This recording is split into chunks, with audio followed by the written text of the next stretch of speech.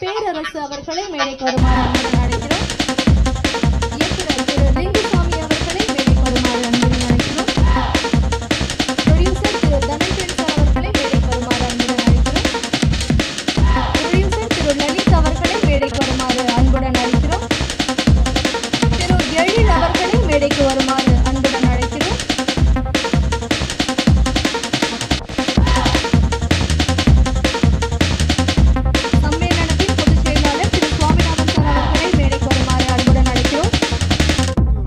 பொருளாளர் திரு செந்தில்குமார் சார் அவர்களை மேடைக்கு வருமாறு அன்புடன் அழைக்கிறோம்.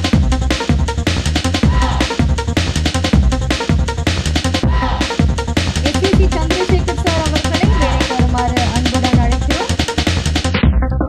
படத்தின் வசனகர்த்தா திரு லியாகத் அலி கான் சார் அவர்களை மேடைக்கு வருமாறு அன்புடன் அழைக்கிறோம். திரு ரவி மரியா அவர்களை மேடைக்கு வருமாறு அன்புடன் அழைக்கிறோம்.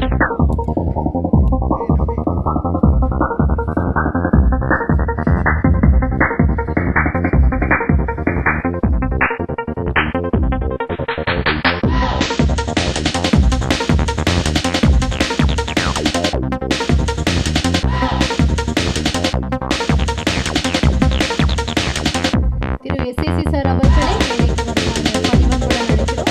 இந்த நிகழ்ச்சிக்கு சிறப்பு அழைப்பாளராக வருகை தந்திருக்கக்கூடிய விஜய் பிரபாகரன் அவர்களை வருக வருக என அன்போடு மேடைக்கு அழைக்கிறோம்.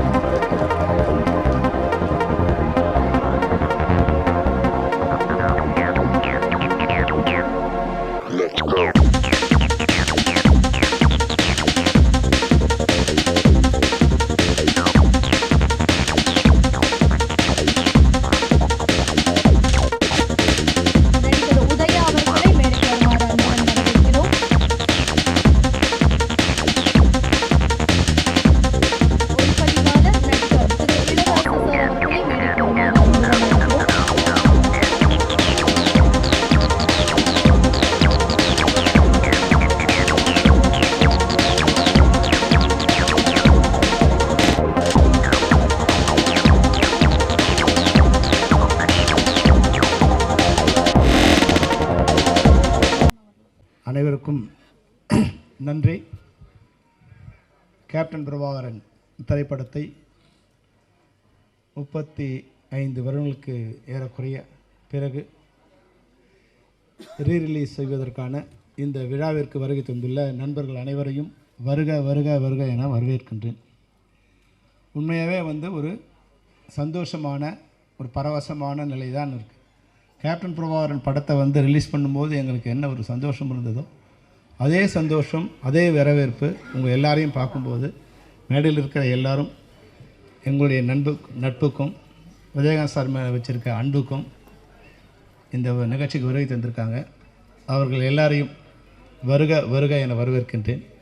அதுபோலவே இந்த நிகழ்ச்சிக்கு வருகை தந்துள்ள பத்திரிகையாளர்கள், ஊடகவியலாளர்கள் மற்றும் எங்களது நண்பர்கள், பல்வேறு திரைப்படத்துறையைச் சேர்ந்த பல்வேறு சங்கங்களைச் சேர்ந்த உறுப்பினர்கள், சம்மேளனத்தின் நிர்வாகிகள், சம்மேளனத்தின் இணைக்கப்பட்ட சங்கங்களின் நிர்வாகிகள், அதுபோன்றே நடப்பு தயாரிப்பு சங்கத்தின் நிர்வாகிகள், தயாரிப்பாளர்கள், விநியோகஸ்தர்கள், திரையரங்க உரிமையாளர்கள் அனைவரையும் வருக வருக என வரவேற்கின்றோம்.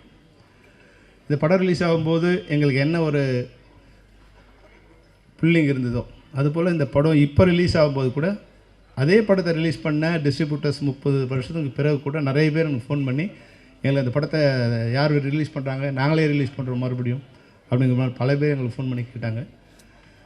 அதுபோல் திரையரங்கத்திலேருந்து சார் படம் ரிலீஸ் பண்ணும்போது நீங்கள் படத்தை ரிலீஸ் பண்ணோம், நீங்கள் வாங்கன்னு ஏறக்குறைய ஒரு 30-40 தியேட்டர்லேருந்து எனக்கு ஃபோன் பண்ணாங்க, நீங்கள் படத்தை ரிலீஸ் பண்ணணும். அப்போது அந்த அளவுக்கு இந்த படத்தின் மேலேயும் இது விஜயகாந்த் சார் மூலியம் தமிழகம் எங்கும் ஒரு அன்பு இருக்குங்கிறத நாங்கள் தெரிஞ்சுக்கிட்டோம். அதனால் விஜயகாந்த் சாரோட ரசிகர்களுக்கும் அதுபோன்ற விஜயகாந்த் சாரோட மகன் பிரபாகரன், என்னுடைய சகோதரன் விஜய பிரபாகரனுக்கும் என்னுடைய நன்றி. நீங்கள் வருகை தந்ததுக்கும் இங்கே எனக்கு ரொம்ப சந்தோஷம். என்னென்னா விஜய் பிரபாகரனும் அப்புவும் நான் படம் பண்ணும்போது சின்ன குழந்தைங்க 2 பேரும். இன்றைக்கி நான் படம் பண்ணும்போது தான் பிரபாகரன் பிறக்கிறார். நாங்கள் கிளைமேக்ஸ் ஷூட் எடுத்துகிட்டு இருக்கும்போது ஜனவரி 14 படத்தை ரிலீஸ் பண்ணணுன்னு பிளான் பண்ணி டே அண்ட் நைட் ஷூட் பண்ணிகிட்ருக்கோம். அங்கே டிசம்பர் 10 சாலக்குடியில் ஷூட்டிங் முடியுது. டிசம்பர் 12 மறுபடியும் ஒரு நாள் கேப் விட்டு சென்னையில் செட்டு போட்டு அதனுடைய அந்த கிளைமேக்ஸ் ஃபைட்டர் எடுத்துக்கிட்டு இருக்கோம். அப்போது விஜயகாந்த் சார் சொல்கிறாரு, செல்வமணி வந்து ஜனவரி 14 நம்ம படம் ரிலீஸு, டிசம்பர் 14 எனக்கு பையன் டேட் கொடுத்துருக்காங்கன்னு. ஆனால் நாங்கள் ஷூட்டிங் பண்ணிகிட்டு இருக்கும்போது டிசம்பர் 13 மிட் நைட் வந்து தகவல் வருது, அம்மாவுக்கு வந்து ரொம்ப பிரசவ வலி ஸ்டார்ட் ஆகிடுச்சு 13 நைட்டு. நான் சொன்னேன், சார் வந்து என்ன பண்ணலான்னு. இல்லை அவங்க போய் அட்மிட் பண்ணிட்டோம், நான் வந்து அப்புறம் போய்க்கிறேன்னாரு. நைட்டு வந்து 2 மணிக்கு தகவல் சொன்னாங்க. ஆனால் அவர் வந்து 5 மணிக்கு ஷூட்டிங் முடிச்சுட்டு தான் போய் ஷூட்டிங் அவங்க பையனை பார்த்துட்டு, பையன் வந்து நைட்டு தான் பிறந்தாங்க, 4 மணிக்கோ 4:30 மணிக்கோ நினைக்கிறேன். விடிய காலை போய் பார்த்துட்டு மறுபடியும் குளிச்சுட்டு மறுபடியும் 7 மணிக்கெலாம் ஷூட்டிங் வந்துட்டார். ஏன்னா படத்தை நாங்கள் ரிலீஸ் பண்ணுவோம், ஜனவரி 4 ரிலீஸ் பண்ணோம். அந்த அன்னைக்கு படம் ரிலீஸுக்கு பிறந்த பிரபாகரன் ரீரிலீஸுக்கு வந்து இந்த படத்தை வந்து சிறப்பு விருந்தினராக வந்திருக்காருங்கிறது வந்து ரொம்ப ரொம்ப சந்தோஷமான விஷயம். அது மாதிரி வந்து அபுவும் வந்து எங்களுக்கு ஒரு சின்ன குழந்தை தான். வந்து அவங்க வந்து அப்போவே சொல்லுவார் ராவுத்தர், டேய் அங்கிள் கூட போடா, நீ வந்து அங்கிள் கூடவே இருக்கணும் அப்படின்னு வந்து சின்ன குழந்தைகிட்ட என் கூட அனுப்பிச்சிட்ருப்பார். ஆனால் அபு வந்து இன்றைக்கி இந்த படத்தோட ரீரிலீஸுக்கு தயாரிப்பாளராக இந்த மேடையில் வந்து உட்காந்துருக்காரு. அது மாதிரி பல்வேறு அம்மா கிரேஷன் சிவா சார் வந்து அப்போ எங்கள் படத்தோட தயாரிப்பாளர். இன்னொரு படம் இப்போ அவங்க தையல்காரர் ஷூட்டிங் நடந்துகிட்ருக்குன்னு நினைக்கிறேன். பார்த்திபன் படம் என்ன சார்? பார்த்திபன் படம் தாலாட்டு பாடவா படத்தோட ஷூட்டிங் நடந்துகிட்ருக்கு. எங்கள் கேப்டன் படத்தோட ஷூட்டிங் நடந்துகிட்ருக்கு. 40 வருஷம் கழிச்சும் நாங்கள் நண்பர்களாக இந்த மேடையில் உட்காந்துருக்கோம். பல்வேறு ஏற்ற இறக்கங்களை பார்த்துருக்கோம். இந்த மேடையில் இருக்கிற எல்லாருமே வந்து என்னோட ஏதோ ஒரு வகையில் நட்பாகவும் இல்லை வந்து சகோதரத்துவம் பழகியிருக்காங்க. உங்கள் அனைவருக்கும் என்னுடைய நன்றியை தெரிவிச்சுக்கிறேன் சார். ரொம்ப நன்றி. ஏன்னா விழா வந்து கொஞ்சம் இந்த இன்றைக்கி ரொம்ப டிராஃபிக், என்ன டிராஃபிக்னு தெரியல, எல்லாருமே உள்ளே வரதுக்கு கொஞ்சம் சிரமம் ஆயிடுச்சு. அதனால் கொஞ்சம் ஆரம்பிக்க லேட் ஆகிடுச்சு. அதனால் என்னுடைய உரையை சிறிதாக முடிச்சுக்கிறேன். நம்முடைய இந்த படத்தை பற்றி என்னுடைய நண்பர்கள் அதிகமாக பேசுவாங்க. ஏன்னா படம் நான் பேச வேண்டியதில்லை, படம் 30 வருஷம் கழிச்சும் பேசியிருக்கு. அந்த படத்தோட இயக்குனருங்கிற வகையில் எனக்கு எப்பவுமே வந்து சந்தோஷம்தான். அந்த சந்தோஷத்தோடு மற்றவர்களை பேச அழைக்கிறேன். நன்றி, வணக்கம். விருந்தினர்கள் வாழ்த்துறை வழங்க இருக்கிறார்கள். அதில் முதலாவதாக வர இருப்பவர் இயக்கிய சட்டம் ஒரு இருட்டறை என்ற திரைப்படத்தின் மூலம் வெளிச்சத்துக்கு வந்தவர் நமது கேப்டன் விஜயகாந்த் அவர்கள். அதன் பிறகு அந்த படத்தை பன்மொழிகளில் இயக்கி வெற்றி படமாக தந்துவிட்டு மீண்டும் தமிழில் திரைப்படத்தை இயக்க அந்த இயக்குனர் வரும்போது வாய்ப்பே சரியாக அமையவில்லை. அதனால் மதுரைக்கே கிளம்பி விடலாம் என்று கேப்டன் அவர்கள் முடிவு செய்தபோது மீண்டும் இவர் இயக்கத்தில் சாட்சி என்ற திரைப்படத்தில் கேப்டன் அவர்களை வைத்து இயக்கினார். அந்த படம் மிகப்பெரிய வெற்றி படமாக அமைந்தது. அதனால் கேப்டன் அவர்கள் தமிழ் சினிமாவில் கதாநாயகனாக நிலைத்து நிற்க அஸ்திவாரமாக அமைந்தது. இந்த இயக்குனரின் இயக்கத்தில் தான் கேப்டன் விஜயகாந்த் அவர்கள் அதிக படங்களில் நடித்தார். சுமார் 18 திரைப்படங்கள். அரசியலில் சமூகத்தில் ஏற்படும் அவலங்களை, அநீதிகளை எதிர்த்து நீதிக்காக மக்களுக்காக போராடும் புரட்சிகரமான கதாநாயகனாக நடித்து பெயரும் புகழும் பெற்றார். பின்னாளில் அரசியலுக்கு கேப்டன் விஜயகாந்த் அவர்கள் வருவதற்கு ஆரம்ப காலத்தில் இந்த திரைப்படங்கள் மிகவும் பேசப்பட்டது, உதவிகரமாக அமைந்தது. புரட்சி கலைஞர் என்ற பெயரும் அமைந்தது. அந்த இயக்குனரும் புரட்சி இயக்குனர் என்று அழைக்கப்பட்டார். போற்றுதலுக்குரிய சாதனையாளர், முன்னாள் தமிழ் திரைப்பட தயாரிப்பாளர்கள் சங்கத்தின் தலைவர், தமிழ்நாடு திரைப்பட இயக்குனர்கள் சங்கத்தின் தலைவர், இயக்குனர், தயாரிப்பாளர், நடிகர் திரு S.A. சந்திரசேகரன் அவர்களை வாழ்த்துறை வழங்க அன்போடு வரவேற்கிறோம். நடிகர் சிங்கம்புலி அவர்களை மேடைக்கு வருமாறு அன்புடன் அழைக்கிறோம்.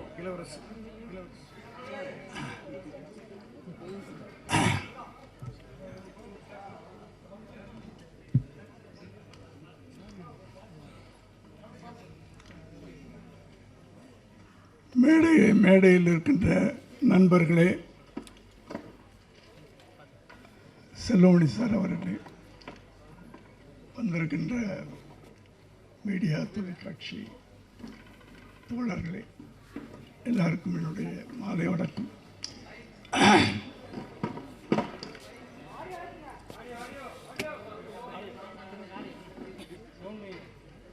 கேட்குதா? அப்போ இல்லை, என் குரலை சாயந்தரம் ஆனால் அப்படி தான் ஆகிடும். கேப்டன் பிரபாகரன், அதாவது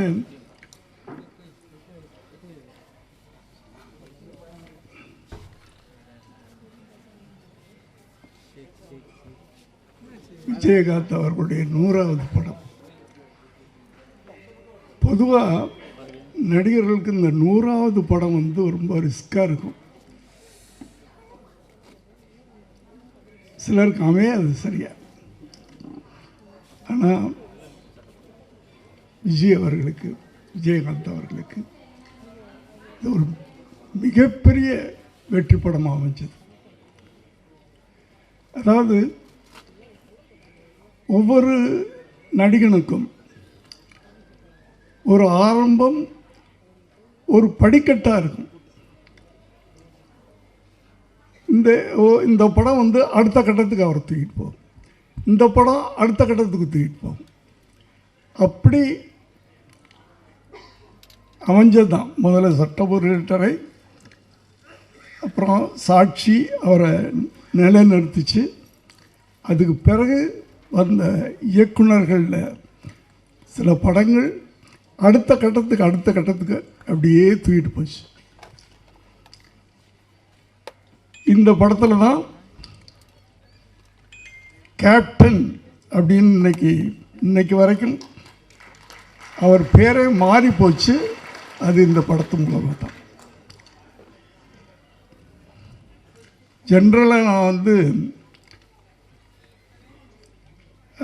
விஜயகாந்த் நடித்து மற்றவங்க டைரக்ட் பண்ணுற படத்தை நான் ஒரு முறை தான் பார்ப்பேன் நான். ஆனால் இந்த படத்தை 3 தடவை பார்த்துருக்கேன். அப்படியாப்பட்ட ஒரு மேக்கிங்.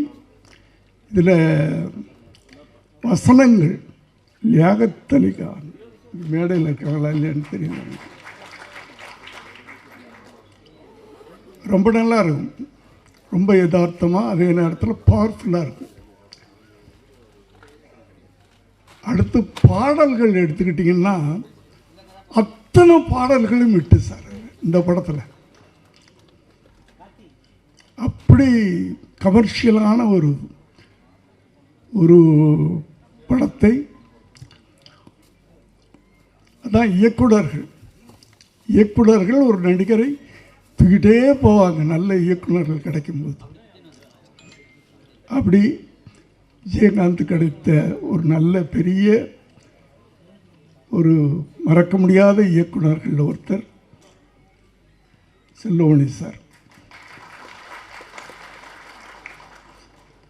அந்த 87 அந்த 90 இந்த ஒரு 3-4 வருஷங்கள் ஒரு தமிழ் சினிமாவில் ஒரு ட்ரெண்டு. டிஎஃப்டி டைரக்டர்ஸ்லாம் உள்ளே வந்தாங்க, பயங்கரமான சக்ஸஸ்லாம் கொடுத்தாங்க. ஆனால் என்னென்னா தயாரிப்பாளர்கள்லாம் பயந்துட்டாங்க அவங்க வைக்கிற செலவுகளை எல்லாம் பார்த்துட்டு. ஆனால் டிஎஃப்டி படிச்சுட்டு தயாரிப்பாளருக்கு ஒரு நல்ல லாபத்தை கொடுத்த இயக்குனர் அப்படின்னு நம்ம சொல்லணும்னா, ஏன்னா மற்றவங்களாம் இட்டு கொடுத்தாங்க, நான் இல்லைன்னு சொல்ல. ஆனால் ப்ரொடியூசர்கள்லாம் எப்படி அப்படின்றது ஒரு கேள்விக்குறியாக இருந்துச்சு. அப்போது இந்த டிஎஃப்டி டைரக்டர் மேலேயே ஒரு பயம் வர ஆரம்பிச்சிருச்சு ப்ரொடியூசர்ஸ்க்கெலாம். அந்த காலகட்டத்தில் 2 இயக்குனர்களும் எனக்கு தெரிஞ்சு, உதயகுமார் சார் அவரும் டிஎஃப்டி ஸ்டூடெண்ட். ஆனால் ஒரு நாளில் இத்தனை நாளில் நான் படம் எடுத்துருவேன், என்னுடைய ப்ரொடியூசர் லாபம் சம்பாதிக்கணும் அப்படின்னு. அதே நேரத்தில் பிரம்மாண்டம், அந்த பிரம்மாண்டத்தை விட மாட்டாங்க டிஎஃப்டி ஸ்டூடெண்ட்ஸ். அடுத்தது செல்வமணி சார், அவருடைய அத்தனை படங்களும் அந்த காலகட்டத்தில் அத்தனை படங்களும் தயாரிப்பாளர்களுக்கு லாபத்தை கொடுத்த படம். அப்படியாப்பட்ட ஒரு நல்ல படம் திரும்ப ரிலீஸ் ஆகுது. நிச்சயமாக இது முதல்ல நான் எப்படி ஓடிச்சோ அதே மாதிரி திரும்ப ஓடுன்னு எனக்கு நம்பிக்கை இருக்கிறது. இந்த நேரத்தில் நான் விஜயை பற்றி பேசாமல் போனேன். விஜய்னா விஜயகாந்தை பற்றி பேசாமல் போனால் நல்லா இருக்காது.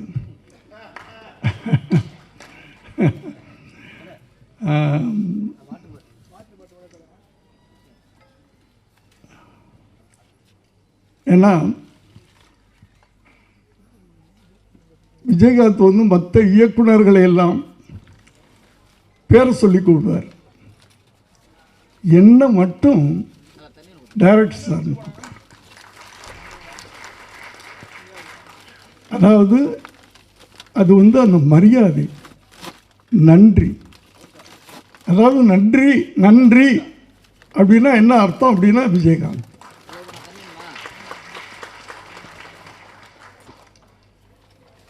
அதே ஒரு வார்த்தை மனிதம் அப்படின்னா அதுக்கு என்ன அர்த்தம்னா விஜயகாந்த்.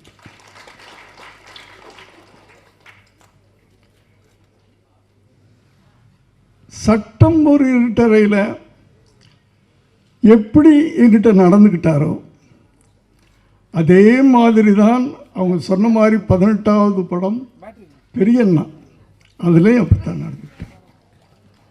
இத்தனை வருஷம் கழித்து எவ்வளோ பெரிய வெற்றிகள்லாம் கொடுத்துட்டு பெரிய பெரிய படங்கள்லாம் பெரிய பெரிய இயக்குநர்கள்ட்ட எல்லாம் நடிச்சுட்டு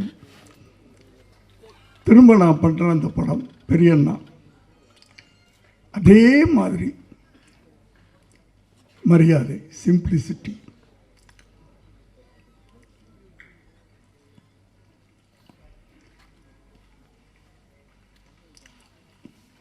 நன்றி அப்படின்றது வந்து சாதாரணமான நன்றி இல்லை சார். நான் வந்து பல மேடைகளில் சொன்ன ஒரு விஷயம் திருப்பி நான் சொல்லணும். எங்கே ஏன்னா என் வாழ்நாள் பூரா அதை சொல்லிக்கிட்டு இருப்பேன் நான்.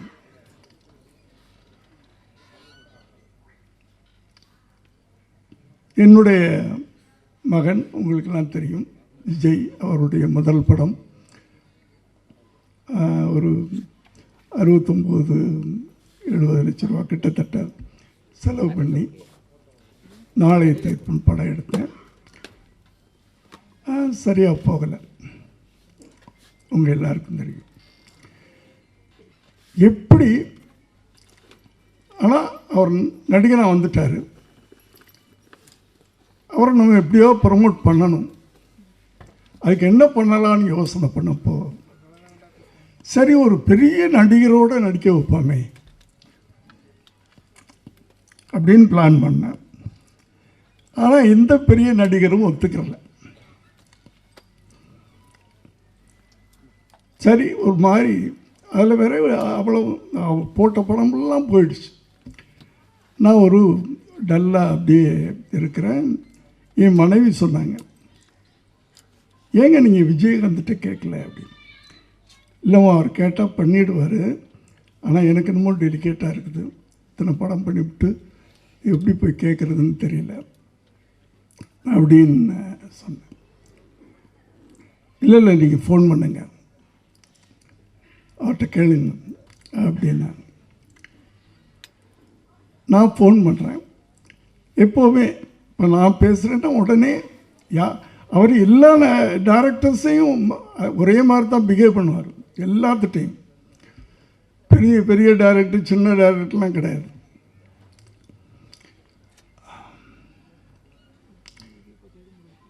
நான் ஃபோன் பண்ணி விஜய் வீட்டில் இருக்காமா அப்படி. ஆமாம் சார், இன்னைக்கு ஷூட்டிங்கில் சார், மத்தியானம் தான் சார் 2 மணிக்கு. நான் ஒரு 5 நிமிஷத்தில் வரட்டுமா அப்படின்னு கேட்டேன். என்ன சார் விஷயம்? இல்லை இல்லை ஒரு சின்ன உதவி, அதுக்காக நான் வர்றேன் அப்படின்னு சொன்னேன். வர்றேன்னு சொல்லிட்டு குளிக்க போயிட்டேன். குளிச்சுட்டு நான் வெளியே வர்றேன், என் பெட்ரூமில் உட்கார்ந்துருக்காரு.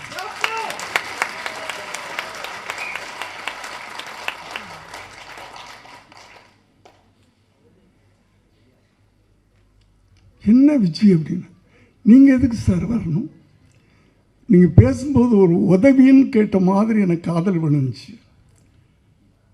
உதவி கேட்டு நீங்கள் என் வீட்டுக்கு வரக்கூடாது சார்.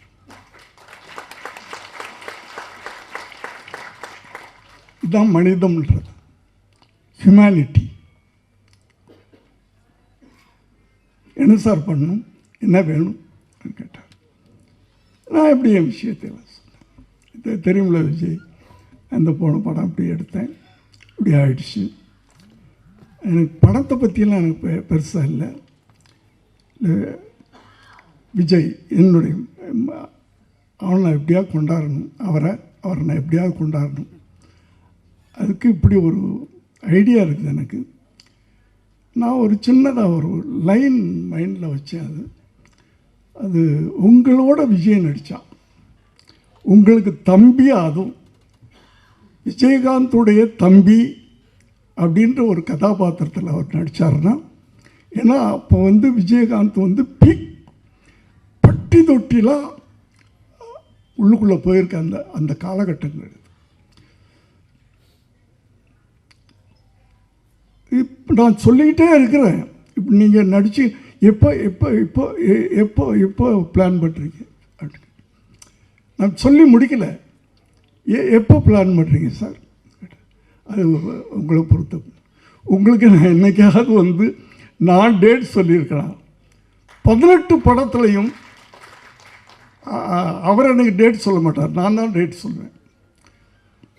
அடுத்தது அவருக்கு படம் பண்ணணுன்னா முதல்ல ராவுத்தரை பாருங்கன்னு சொல்லுவார், ராவுத்தர்கிட்ட கதை சொல்லுங்கன்னு சொல்லுவார். எல்லாருக்கும் தெரியும், ராவுத்தருக்கு பிடிச்சா தான் இவர்கிட்ட அனுப்புவார். நான் எந்த படமும் ராவுத்தர்கிட்ட போனது கிடையாது, அவரை அனுப்ப மாட்டார். எப்போ சார் பண்ண போகிறீங்க, டேட் சொல்லுங்கள். அதே மாதிரி அன்னைக்கும் கேட்டார், நீங்கள் எப்போ பிளான் பண்ணுறீங்க? இல்லை இப்போ தான் நான் பிளான் பண்ணிகிட்ருக்கேன், எழுதிக்கிட்டுருக்கேன், இது பண்ணிக்கிட்டுருக்கேன். அடுத்த மாதம் இல்லைனாக்கா அடுத்த மாதம், அடுத்த மாதமா அதுக்கு அடுத்த மாதமா அவர் கேள்வி. இல்லை அடுத்த மாதம் எப்போ இருந்து? நான் ராவுத்தட்ட கேட்கணும், அங்கே கேட்கணும், இங்கே கேட்கணும், டைரியை பார்க்கணும், அதெல்லாம் இல்லை. எப்போ பிளான் பண்ணுறீங்க, என்ன டேட்? செப்டம்பர் 1ஆம் தேதியிலேருந்து ஒரு 15 நாள் அப்படின்னு சொன்னேன். வச்சுக்கோங்க சார், வச்சுக்கோங்க சார். என்ன உங்களுக்கு நீங்கள் ராவுத்தரை கேட்கணும், அது இது இல்லை சார், நீங்கள் வச்சுக்கோங்க, அவ்வளவுதான். எனக்கு அதாவது ஒரு மனிதன்கிட்ட மனிதம் இருக்கும், இந்த அளவுக்கு இருக்குமா?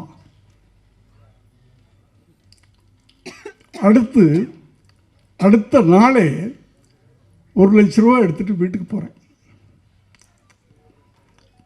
காலையில் அவர் ஷூட்டிங் கிளப்புறதுக்கு முன்னாடி ஒரு கவரில் போட்டுக்கிட்டு போய் நுழைஞ்சு, விஜய் என்ன சார் இது? இல்லை ஒரு அட்வான்ஸ், இந்த படம் நான் பணம் வாங்க மாட்டேன் சார், தயவு பண்ணி நான் உங்களுக்கு உதவின்னு கேட்டீங்க, நான் படம் பண்ணுறேன், அவ்வளோதான். நீங்கள் எதுவுமே பேசக்கூடாது, நீங்கள் போங்க, அந்த டேட்டுக்கு நான் வருவேன். பொள்ளாச்சியில் ஷூட்டிங், அப்போல்லாம் பொள்ளாச்சியிலேருந்து இன்னொரு ஸ்டுடியோ மாதிரி இருந்த காலகட்டங்கள். 15 நாள்ன்றது இன்னும் 2 நாள் எக்ஸ்டெண்ட் ஆகுது. 17 நாள் ஷூட்டிங் முடிச்சுட்டு போயிட்டார். அதில் அந்த படத்தில் இன்னும் ஒரு பெரிய, நீங்கள்லாம் பார்த்துருக்க மாட்டீங்க இந்த ஜென்ரேஷன்லாம், செந்தூர பாண்டி. அதில் விஜயகாந்த் வந்து ஒரு பெரிய ஆக்ஷன் ஹீரோவாக உருவாயிட்டார். நான் பார்த்தீங்கன்னா ஜென்ரலாகவே எனக்கு வந்து இந்த தப்பு நடந்தால் கோபம் வரும். ரோட்டில் போய் நானே வந்து ஏன்டா இப்படி பண்ணுறீங்கன்னு சொல்லிவிட்டு அவங்களுக்கு தீர்த்து வைப்பேன், இல்லைன்னா அடி வாங்கிட்டு வரேன். ஏதோ ஒன்று நடக்கும். அது அரசியலில் தப்பு நடந்தாலும் கோபம் வரும், சமுதாயத்தில் தப்பு நடந்தாலும் கோபம் வரும். இந்த கோபத்தையெல்லாம் எப்படி கொட்டுறது? சினிமா மூலமாக தான் நான் கொட்டினேன். ஆனால் அதுக்கு ஒரு பவர்ஃபுல்லான ஒரு ஹீரோ வேணும், அது விஜயகாந்த் கிடச்சார். அதனால தான் சொன்னாங்களே நான் 18 படம் பண்ணேன்னு. நான் எந்த ஹீரோட்டையும் போகலை, கால் ஷீட்டே கேட்குறது இல்லை. நான் கதையை ரெடி பண்ணுவேன், என் கோபத்தையெல்லாம் அவர் மூலமாக தான் கொட்டினேன் நான் படங்களில்.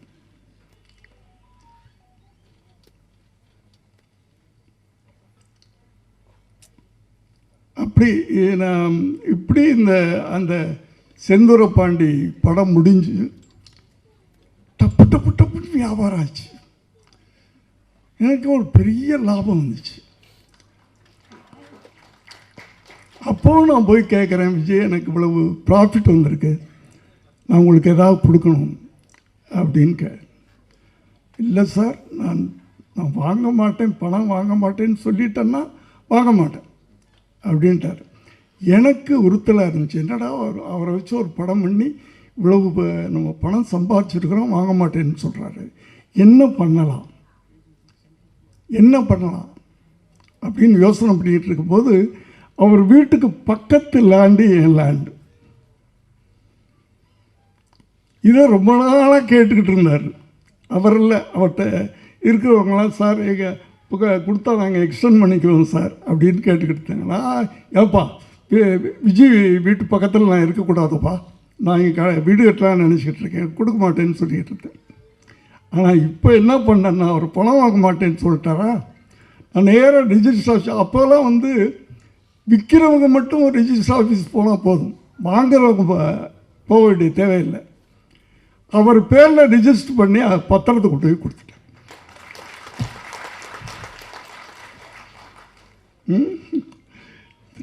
நேராக வீட்டுக்கு வந்தார் பாருங்க, ஷோபாட்டை, என்னுடைய மனைவிட்ட, என்னம்மா என்னை கேவலப்படுத்திட்டார் அவர் சார், நான் உதவின்னு கேட்டால் நான் உதவி பண்ணுறேன், அதுக்கு போய் நான் பணம் வாங்கக்கூடாதுன்னு தான் நினச்சேன். நானும் சொன்னேன், பணம் கொடுக்கலையே, நான் பணமாக கொடுக்கலையே, உனக்கு பணம் கொடுத்தா தானே. இப்படி ஒரு அது நட்புலாம் கிடையாது எனக்கு, அவர் ஃப்ரெண்ட்ஸுன்னு சொல்லிக்க முடியாது, அதையும் தாண்டின ஒரு உறவு எங்களுக்கு. அவர் இருந்த வரைக்கும் அவர் மனசில் எனக்கு ஒரு தனி இடம் இருந்துச்சு சார், ஒரு தனி இடம். அப்படியாப்பட்டவரை நான்லாம் ஷூட்டிங்கில் எப்படி இருப்போம், நான் சொன்னாங்கல்ல யாரோ செல்வமணி சார் பேசும்போது, அவர் டைரக்டர் நடிகர் சார், டைரக்டர் நடிகர், அதே நேரத்தில் ப்ரொடியூசரும் லாபம், அவர் ப்ரொடியூசர்லாம் லாபம் வரும், ரெண்டு பேரையும் மைண்டில் வச்சுக்கிடுவார். அவர் படங்களுக்கு ப்ரொடக்ஷன் மேனேஜர் தேவையில்லை, அவர் தான் கரெக்டாக வருவார், அவரே கமாண்ட் பண்ணுவார், அவரே மற்றவங்கள வேலை வாங்குவார். ஒரு நாள் ஏதோ ஒரு படம் என்னுடைய ஷூட்டிங்கு, ஃபைட் சீனில் நான் சிச்சுவேஷன் சொல்லிவிட்டு, அது நைட் எஃபெக்டில் நான் இருக்க மாட்டேன், எப்போவுமே நைட் ஷூட்டிங்கில் ஃபைட்லேயே இருக்க மாட்டேன். ஃபைட் மாஸ்டர்கிட்ட சிச்சுவேஷன் சொல்லிவிட்டு, விஜய் நீ பார்த்துக்குமா அப்படின்னா, ஃபைட்டுக்கு அவருக்கு தான் தெரியுமே, அவர் பார்த்துக்குருவார். நான் ரெண்டு நாள் தான், 2 கால் ஷீட், நீங்கள் ஃபைட்டை பிடிக்கணும். 2வது நாள் சாயந்தரம் 6 மணிக்கு வருவேன், அந்த எண்டு சீனை நான் எடுப்பேன் அப்படின்னு சொல்லி அந்த 2வது சீனை எல்லாத்தையும் எடுத்துட்டு, அந்த ஃபைட்டு முடியும் போது காலையில் 6 மணிக்கு ஃபைட்டு முடிக்கிறாங்க. ஏன்னா 2 நாளில் முடிக்கணும்னு சொல்லிவிட்டேன். 2வது நாள் கொஞ்சம் ஜாஸ்தியாகுது, சாருக்கு தெரியாமல் நைட் ஃபுல்லாக போகலாம் அப்படின்றாங்க. ஆனால் எனக்கு ஃபோன் வந்துக்கிட்டு இருக்கு, நைட்டு எக்ஸ்டெண்ட் பண்ணுறாங்க. ஓகே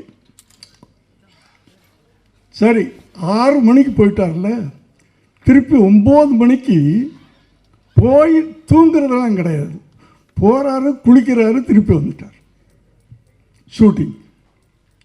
அந்த அளவுக்கு ஒரு அது ஒழுங்க, டிசிப்ளின், பக்தி, மரியாதை, இதெல்லாம் ஒன்று சேர்ந்த ஒரு மனிதன். அதாவது எல்லாரும் நம்ம பிறக்கிறோம், படிக்கிறோம், வேலைக்கு போகிறோம், கல்யாணம் பண்ணிக்கிறோம், குழந்தை குட்டி, ஒரு நாளைக்கு போயிடுறோம், அவ்வளோதான். இருந்தானா யார் இப்படி ஒருத்தன் இருந்தான்னு கூட தெரியாது. ஆனால் விஜயகாந்த் மறைந்த பிறகும் இன்னும் வாழ்ந்து கொண்டிருக்கிறார் அப்படின்னா அந்த அடையாளத்தை விட்டுட்டு போகிறவன் தான் மனிதன். ஒரு அடையாளத்தை விட்டு போகணும். நம்ம இந்த பூமிக்கு வந்ததுக்கு ஒரு அடையாளத்தை விட்டு போகணும். அந்த அடையாளத்தோடு இன்று அவர் குடும்பம் இருக்கிறது. என்னுடைய செல்லுமணி சார், உங்களுக்கு என்னுடைய வாழ்த்துக்கள். இந்த படம் திரும்ப உங்களை படம் பண்ண வைக்கும் சார்.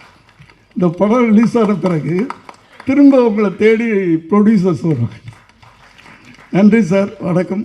நான் சீக்கிரம் போகிறேன், மன்னிச்சுக்க. எல்லோரும் மேடையில் இருக்கவங்களாம் என்னை மன்னிச்சுக்க. மிக்க நன்றி சார். எஸ்ஐசி சார் அவர்களுக்கு திரு செல்வமணி சார் அவர்கள் பொன்னாடை அணிவித்து மரியாதை செய்வார்கள்.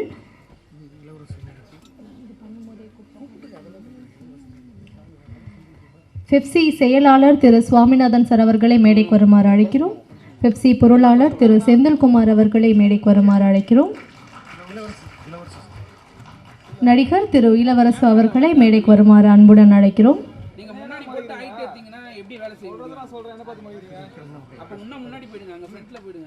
ஆதலாகட்டும் எல்லாவற்றையும் மெல்லிய உணர்வுகளால் மென்மையாக கதைகளை சொன்னவர் இவர். படங்களில் அனைத்து கேரக்டர்களும் தனக்கான இடத்தை தக்க வைத்துக் கொள்ள போராடுபவர்கள். அந்த சூழல்தான் படத்தில் வில்லன். தனியாக வில்லன் என்று யாரும் கிடையாது. தனது படங்களில் பாடல்கள், வசனங்கள், காமெடிகளுக்கு தியேட்டர்களில் கைத்தட்டல்கள் பெற்றவர் திரு முரளி அவர்கள், இளைய தளபதி திரு விஜய் அவர்கள், நவரச நாயகன் திரு கார்த்திக் அவர்கள், அல்டிமேட் ஸ்டார் திரு அஜித் அவர்கள், திரு சியான் விக்ரம் அவர்கள், சுப்ரீம் ஸ்டார் திரு சரத்குமார் அவர்கள், திரு சூர்யா அவர்கள் என பல ஸ்டார்களை வைத்து வெள்ளி விழா படங்களை தந்தவர்.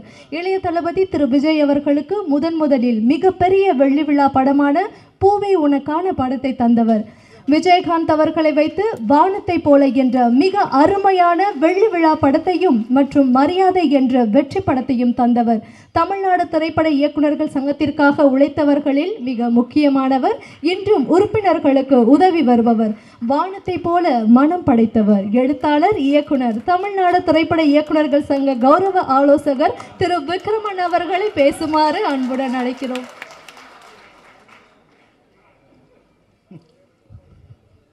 எல்லாம் ஒவ்வொரு பில்ட்டை பாருங்கள். அனைவருக்கும் வணக்கம். கேப்டன் எப்படி ரமணாவில் வந்து பயங்கர புள்ளி விவரம் சொல்லுவாரோ அந்த மாதிரி இந்த நிகழ்ச்சி தொகுப்பாளர் வந்து கேப்டன் பிரபாகர் ரிலீஸ் ஆன பிறகு கிட்டத்தட்ட 10,000 சொச்சம் படம் ரிலீஸ் ஆகிருக்குன்னு சொல்லி ரொம்ப அழகான ஒரு புள்ளி விவரம் சொன்னாங்க. எனக்கு இன்னும் கேப்டன் பிரபாகரன் ரிலீஸ் ஆன அந்த காலகட்டம் எனக்கு ஞாபகத்தில் இருக்குது. இது வந்து 1991 ஏப்ரல் 14 ரிலீஸ் ஆச்சு. அதான் செல்வமணிகிட்ட நான் கிளாரிஃபை பண்ணிட்டேன். அவர் ஜனவரி 14 அப்படின்னு சொன்னார். அது இல்லை.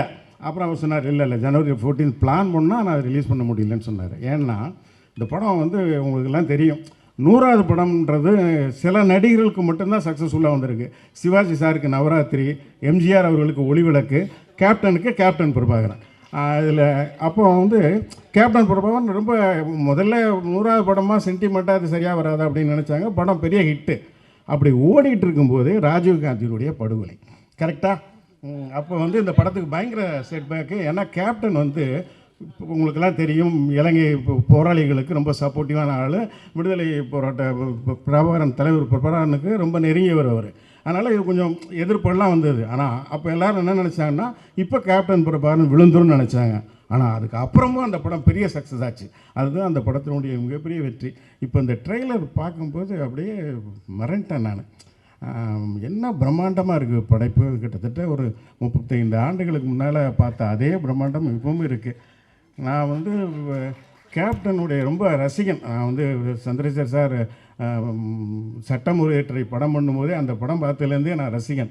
எனக்கு தெரிஞ்ச ஒரு டிஸ்ட்ரிபியூட்டர் வந்து திருநெல்வேலி டிஸ்ட்ரிபியூட்டரு, அவர் வந்து சாட்சி படம் வந்து என்னை ப்ரிவியூ பார்க்க கூப்பிட்றாரு. அந்த படம் வந்து சொன்னேன், சார் இந்த படம் வாங்க, கண்டிப்பாக அந்த படம் பெருசாக ஹிட் ஆகும் அப்படின்னு சொன்னேன். அவர் இல்லை இது இந்த ஹீரோக்கு கொஞ்சம் இப்போ மார்க்கெட் டல்லாக இருக்காங்க சார். இல்லை சார், அவர் ஜனங்களுக்கு ரொம்ப பிடிக்குது சார் அவரை, நீங்கள் வேணால் பாருங்கள் அந்த படம் பெரிய ஹிட் ஆகும்னு சொன்ன மாதிரியே அந்த படம் பெரிய ஹிட்டு. அதேமாதிரி கேப்டன் பிரபாகரனுக்கும் எனக்கு பெரிய எதிர்பார்ப்பு இருந்தது. அந்த படமும் பெரிய ஹிட்டு. இப்போல்லாம் டிவியில் சில சாங்ஸ் கேப்டன் சாங்லாம் பார்க்கும்போது எனக்கு ரொம்ப பார்க்க முடியாது. அந்த மாலை கருக்களில் சோலை அந்த பாட்டு வந்து நீதியின் மறுபக்கம்னு நினைக்கிறேன், ரொம்ப பிடிச்ச பாட்டு. அதெல்லாம் பார்க்கும்போது எனக்கு அப்படியே கண்ணீர் வந்துடும். இப்போ கேப்டன் பிரபாகர் இந்த ட்ரெய்லர் டீசர்லாம் பார்க்கும்போது கேப்டன் பிரபாகர் இன்னும் ஞாபகம் இருக்குது எனக்கு. இப்போ அந்த ஓப்பனிங்கை வந்து கிட்டத்தட்ட கேப்டன் வந்து ஒரு 20 நிமிஷம் லேட்டாக தான் வருவார்னு நினைக்கிறேன், கரெக்டாக.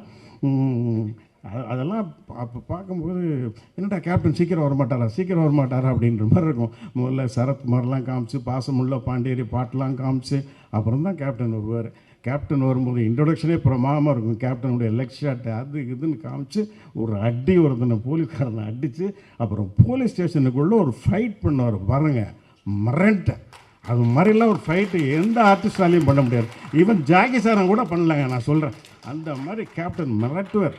அதெல்லாம் அந்த மாதிரி ஃபைட் பண்ணுறதுக்கெலாம் இப்போ யாரும் ஆர்டிஸ்ட் கிடையாதுங்க. எல்லாம் சும்மா ரோப் கட்டி டூப் போட்டு தான் எல்லோரும் பண்ணுறாங்க. அது கேப்டனோட நான் ஒர்க் பண்ணியிருக்கனால சொல்கிறேன். எனக்கெல்லாம் வந்து ரொம்ப பொறாமையாக இருக்குது. கேப்டன் வச்சு இவ்வளோ அழகாக ஒரு படம் பண்ணியிருக்காரு, நம்ம அப்படி பண்ண தவறிட்டோமே, நம்ம சும்மா கேப்டனுக்கு ஒரு மஞ்சள் பையும் கூடையும் கொடுத்துட்டோமே அப்படின்னு சொல்லி ரொம்ப எனக்கே ஒரு அடிக்கடி ஒரு காம்ப்ளெக்ஸ் வரும். இருந்தாலும் நான் மரியாதையில் ஒரு சின்ன ஒரு மரியாதை செலுத்தினேன் அவருக்கு. அவருக்காக ஒரு அந்த படமே அவருக்காக தான் பண்ணேன். சிவா சாருக்கு தெரியும். அந்த படத்தில் அவருக்காக ஒரு அழகான ஓப்பனிங் வச்சேன். நீங்கள் பலர் மரியாதை படம் பார்த்துருப்பீங்களான்னு எனக்கு தெரியாது.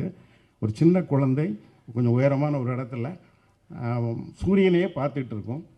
அப்போ அவங்க அம்மா வாசல் தெளிச்சிட்டு இருப்பாங்க அதிகாலையில். அந்த குழந்தைய பார்ப்பாங்க, அந்த குழந்தை அப்படியே சூரியனையே பார்த்துட்டு இருக்கும்.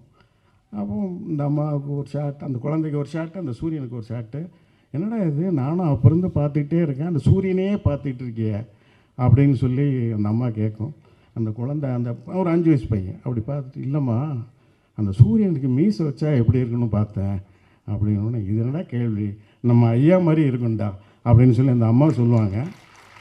உடனே அந்த சூரியனுக்கு அப்படியே ஒரு ஜூம் போச்சுன்னா அந்த சூரியனில் ஒரு மீசை வரும், ஒரு மூக்கு வரும், ஒரு உதடு வரும், அப்படியே ஒரு ஃபேஸ் வந்தால் கேப்டனுடைய ஃபேஸு. கேப்டன் அப்படியே ஸ்லோ மோஷனில் நடந்து வருவார். அங்கே புரட்சி கலைஞரின் அப்படின்னு சொல்லி மரியாதைன்னு போட்டிருப்போம். என்னால் முடிஞ்ச ஒரு சின்ன மரியாதை கேப்டனுக்கு, அவ்வளோதான். மறுபடியும் கேப்டன் வச்சு படம் பண்ணணும்னு நினச்சேன், அந்த வாய்ப்பு கிடைக்கல. கேப்டன் அரசியலில் தீவிரமாயிட்டார். நம்ம கேப்டனுக்கு செய்ய வேண்டிய மரியாதை வந்து நிச்சயமாக அவருடைய மகன் விஜய பிரபாகரனுக்கு அரசியல்லையும் சண்முக பாண்டியனுக்கு சினிமாலையும் செலுத்தி அவங்கள மிகப்பெரிய உயரத்துக்கு கொண்டு செல்லணும்னு சொல்லி இந்த படம் முதல்ல எப்படி வெற்றி பெற்றதோ அதே மாதிரி ரீலீஸ்லேயும் மிகப்பெரிய வெற்றி பெறும். என்னுடைய வாழ்த்துக்கள். நன்றி. அவர்களின் நம்பிக்கைக்கு உரியவர், அவர்களுடன் இணைந்து பயணித்தவர், படங்களையும் தயாரித்தவர், பல வெற்றி படங்களின் தயாரிப்பாளர், இன்று நடப்பு தயாரிப்பாளர்கள் சங்கத்தின் செயலாளர். சினிமாவில் இவர் இல்லாத நிகழ்வுகளே இல்லை. பிரம்மாண்டமான படைப்பான கேப்டன் பிரபாகரனில் இவரது பங்களிப்பும் உண்டு. அம்மா கிரியேஷன்ஸ் டி. சிவா அவர்களை வாழ்த்துரை வழங்க அன்புடன் அழைக்கிறோம். அனைவருக்கும் வணக்கம். அகில இந்திய சினிமாவும் உற்று பார்த்த மிகச்சிற சினிமாக்களிலே கேப்டன் பிரபாகரன் முக்கியமான படம். இந்த படத்தின் மூலமாக கேப்டன்ற ஒரு அடைமொழியை தந்து இப்படி ஒரு பிரம்மாண்டமான படத்தை அந்த காலத்தில் யாரும் எடுக்க முடியாத ஒரு பட்ஜெட்டில் படம் எடுத்த எங்களுடைய வழிகாட்டி ஆசான் அண்ணன் ஆசை இப்ராஹிம் ராவத்தர் அவர்களை நான் மொத்த கேப்டன் பிரபாகரன் குழுவின் சார்பாக வணக்கம் தெரிவித்துக் கொள்கிறேன். ஏன்னா இப்ராஹிம் இல்லைன்னா இந்த மாதிரி இப்படி ஒரு பிரம்மாண்டம் ஒன்று உருவாயிருக்கவே முடியாது. ஆனால் அந்த மாதிரி கேப்டனுக்காக செலவு பண்ணுறதுல அவருக்கு மேலே யாருமே இல்லை. ஒரு நாள் காலையில் பெஞ்சில் வந்து டீ குடிச்சிட்டு இருக்கும்போது அன்றைக்கி தினத்தந்தி பேப்பரில் தமிழீழம் பிரபாகரனை பற்றி ஒரு நியூஸ் வருது. அதை பார்த்துட்டு படத்துக்கு இனிமேல் கேப்டன் பிரபாகரன் தான் டைட்டில்னு கூப்பிட்டு சொன்னார். அந்த மாதிரி இந்த கேப்டன்ற அடைமொழி அங்கிருந்து உருவாச்சு. இன்றைக்கி உலகம் உள்ளளவும் இன்றைக்கி போகிற கேப்டன் என்ற வார்த்தை அவரால் கொடுக்கப்பட்டது என்பதை இந்த இடத்துல அவருடைய மரியாதைக்காக நினைவு கூறுகிறேன். இந்த படம் ஒரு செல்லுமணி எப்படி எடுத்தான்னு கேட்டிங்கன்னா, ஒரு ஷோலே படத்தோடைய ஒரு 10% பட்ஜெட்டில் தமிழில் ஒரு ஷோலை எடுத்து கொடுத்தார். அது காரணம் அப்படி ஒரு உழைப்பு, அப்படி ஒரு திட்டமிடுதல் இருந்தது. அந்த மாதிரி கிட்டத்தட்ட 2வது படத்திலேயே இப்படி ஒரு முத்திரையை பற்றி இயக்குனர் அப்படி இருக்கவே முடியாது. அந்த மாதிரி ஒரு மாபெரும் சாதனையை செல்லுமணி செய்த படம். அந்த செல்லுமணி கூட அப்படியே தோளுக்கு தோல் நின்ற வசனம் லியாகத் அலிகான். பிற்காலத்தினுடைய கேப்டனுடைய அனைத்து அரசியல் ஈடுபாடுகளுக்கும் அரசியல் சிந்தனைகளுக்கும் அஸ்திவாரமாக அமைந்தது லியாகத் அலிகானுடைய வசனங்கள் என்று சொன்னால் நிச்சயமாக மிகையாகாது. ஏன்னா அப்படி அனல் தெரிக்கும் வசனங்களை கேப்டனுக்காக உருகி எழுதியவர் லியாகத் அலிகான். அவர் இந்த இடத்துல நன்றியோடு நினைவு கூறுகிறேன். அது மாதிரி ஒரு மாபெரும் ஒரு பலதரப்பட்ட ஒரு ஒரு மல்டிபிள் பர்சனாலிட்டியான ஒரு மன்சூர் அலிகானை உருவாக்கி தந்த படம் இந்த கேப்டன் பிரபாகரன்.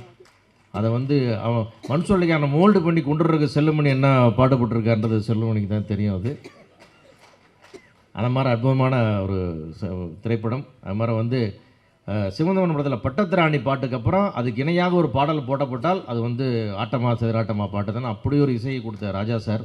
இப்படி அந்த படத்துக்கு எல்லாருடைய பங்களிப்பும் இருந்தது. அற்புதமான ஒரு படம். இதிலெல்லாம் தாண்டி இந்த ரத்தம் சிந்தி எடுத்த படம்லாம் சொல்லுவாங்க. ஆனால் கேப்டன் ரத்தம் கொட்ட கொட்ட நடித்த படம் வந்து இந்த படம்.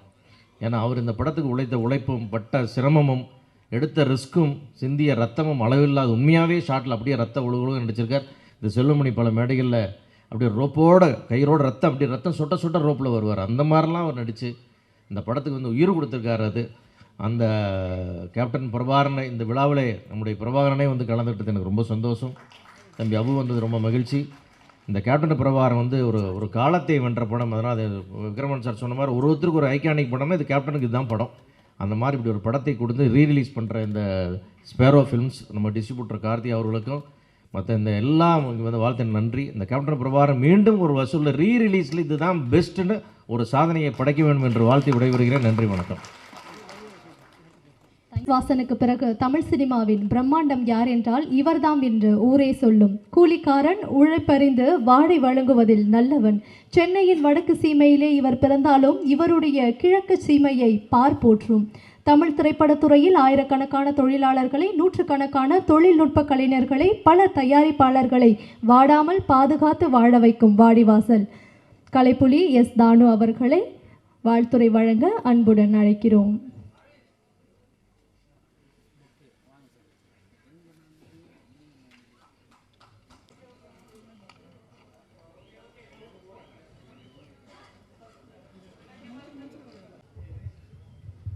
இன்ப நாள் இது, இனிய நாள் இது. என் நகமாலும் இயக்குனர், பெப்சியின் தலைவர், பாசத்துக்குரிய தம்பி செல்வமணி அவர்கள் உள்ளிட்ட மேடையில் வீட்டிற்கும் அனைத்து திரைச்சிற்பிகளே, விழாவில் பங்கு கொள்ள வந்திருக்கும் சகோதர நண்பர்களே, தொலைக்காட்சி தோழர்களே, ஊடக நண்பர்களே, விஜயகாந்த் ஈண்டெடுத்த செல்வன் பிரபாகரன் அவர்களே, உங்கள் அனைவருக்கும் என் பணிவான மாலை தமிழ் வணக்கத்தை மகிழ்வோடு தெரிவித்துக் கொள்கின்றேன். விஜயகாந்த் அவர்களை நினைக்கும் பொழுது என்றுமே பசுமையாகத்தான் என் கண்கள் பணிக்கும். ஒரு மனித நேயத்துக்கு ஒரு உத்தரவாதம் என்றால் அது விஜயகாந்த் அவர்கள்தான். அவரோடு நான் பயணித்தது கூலிக்காரன், நல்லவன், தெருப்பாடகன் என்னும் புதுப்பாடகன். என்னை கதை, திரைக்கதை, வசனகர்த்தா, பாடலாசிரியர் ஆக்கினார் நல்லவனில். அடுத்து என்னுடைய ஈடுபாட்டை பார்த்து என்னையே இயக்கச் செய்து, என்னையே இசையமைக்கச் செய்து தெருப்பாடகனை தந்தவர். அப்படிப்பட்ட மனிதரை என் வாழ்நாளில் மறக்க முடியாது. கடையேழு வள்ளல்களை பற்றி நாம் படித்திருக்கிறோம், பார்த்ததில்லை. நாம் கண்முன்னே வாழ்ந்தவர், வாழ்ந்து வள்ளலாக, 8வது வள்ளலாக வாழ்ந்து காட்டியவர். 24 மணி நேரமும் ராஜாபாத தெருவில் அன்னம் இட்டு கொண்டே இருப்பார்கள். அப்படி அன்னமிட்ட கை அவரது. அவருடைய காலம் திரையுலகின் பொற்காலம். செல்லுமணி அவர்களை நினைக்கும் பொழுது 2 படங்கள் தான் புலன் விசாரணையும் கேப்டன் பிரபாகரனும் ஒரு மைல்ஸ்டோன். வட இந்திய தயாரிப்பாளர்களெல்லாம் போட்டி போட்டு செல்வமணி அவர்களை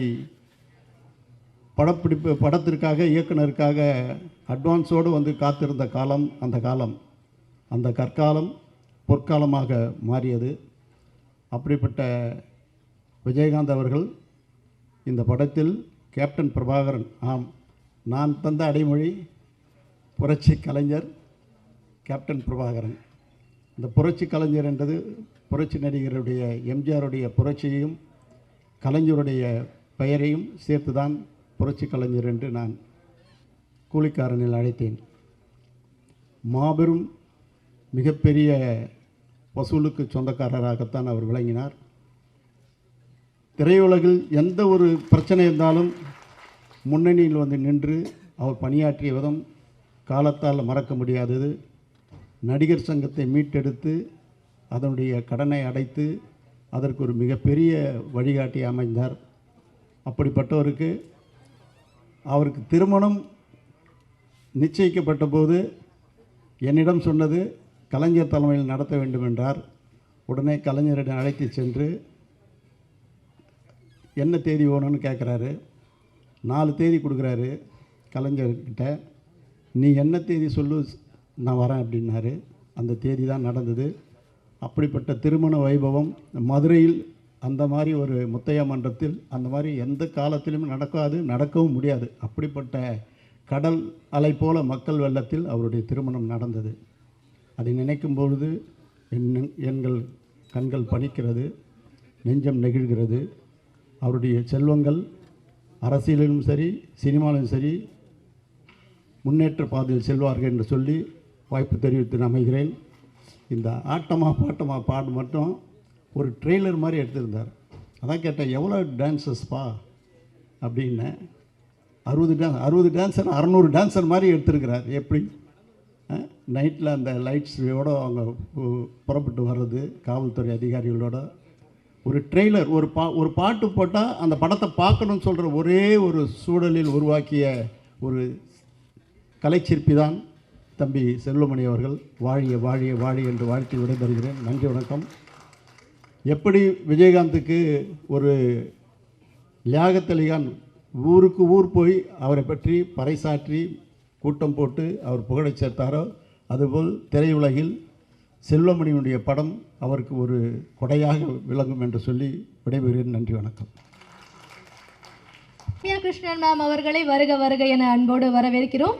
தற்போது கேப்டன் இந்த பெருமைகளுக்கெல்லாம் சொந்தக்காரர், எழுத்தாளர், இயக்குனர், கவிஞர், இசையமைப்பாளர், தயாரிப்பாளர், இப்போது பிஸியான நடிகர், தமிழ்நாடு திரைப்பட இயக்குநர்கள் சங்கத்தில் RK செல்வமணி அவர்களுடன் துணைத் தலைவராக, பொதுச் செயலாளராக, இப்போது தலைவராக பொறுப்பு வகிப்பவர் திரு RV உதயகுமார் அவர்களை வாழ்த்துரை வழங்க அன்புடன் அழைக்கிறோம். அனைவருக்கும் வணக்கம். ஒரு அற்புதமான மேடை. 35 ஆண்டுகளுக்கு முன்னால் சினிமா எப்படி இருந்ததோ இன்றைக்கி அப்படி இருக்குது இந்த இடம், இந்த மேடை. இப்படி இனிமேல் ஆரம்பிக்கணுன்றது எங்களுடைய ஆசை.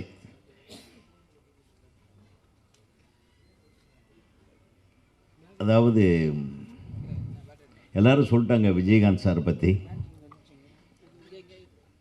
விஜயகாந்த் சாருக்கு ரொம்ப ரொம்ப கடமைப்பட்டவர்கள் திரைப்பட கல்லூரி மாணவர்கள். ஏன்னா கிட்டத்தட்ட விஜயகாந்த் சார் மாதிரி அதிகமான இயக்குனர்களை உருவாக்கின நடிகர்கள் தமிழ் சினிமாவில் யாருமே கிடையாது. அதனாலேயே விஜயகாந்த் அவர்களுக்கு அவர் இயக்குனர்களுடைய ஒரு தெய்வம் மாதிரி எங்களுக்கு அவர் தெரிகிறார். ஏன்னா நிறைய இயக்குனர்களை உருவாக்கினவர். அதில் முதன்மையானவர்னு சொன்னால் நமது செல்வமணியை சொல்லலாம்.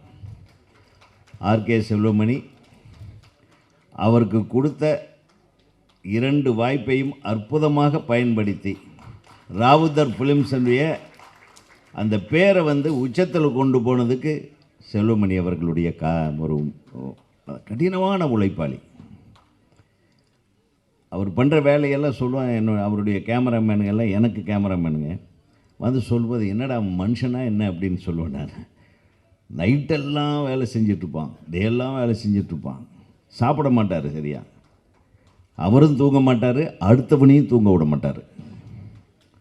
படத்தை பார்த்தவங்களையும் தூங்க விட மாட்டேன்ற, இப்போவும் தூங்க விட மாட்டேன்றீங்க இந்த படத்துக்கு. அது ரம்யா கிருஷ்ணன் மேடம் வரலையான்னு மனசுக்குள்ளேயே நினச்சிட்டு இருந்தேன்.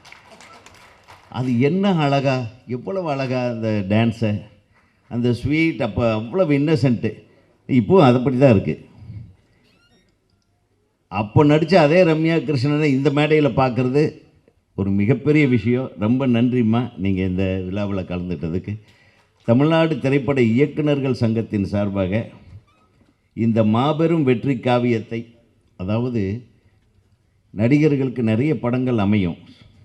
ஆனால் இந்த படம் வந்து திரு விஜயகாந்த் அவர்களுக்கு பின்னால் ஒட்டி கொண்டிருக்கின்ற இந்த கேப்டன் என்ற ஒரு மிகப்பெரிய முத்திரையை கொண்டு வந்து சேர்த்தது இந்த சினிமா. அதை எல்லாரும் குறிப்பிட்டாங்க. நமது விஜய பிரபாகரன் அவர்கள் தோன்றியதும் இந்த சினிமாவில் தான். ஸோ இந்த சினிமாவுக்கு நிறைய சாதனைகள் உண்டு. அந்த சாதனைகளை படைத்த நமது பெப்சி தலைவர், திரைப்படக் கல்லூரியின் மிகச்சிறந்த ஒரு படைப்பாளி திரு ஆர்கே செல்வமணி அவர்களுக்கு தமிழ்நாடு திரைப்பட இயக்குநர்கள் சங்கத்தின் சார்பாக ஒரு சின்ன மரியாதையை நம்ம இயக்குநர்கள் எல்லாம் சேர்ந்து செய்ய ஆசைப்படுகிறோம். அதுக்கப்புறம் நான் வந்து திருப்பி பேசுவேன். நன்றி சார்.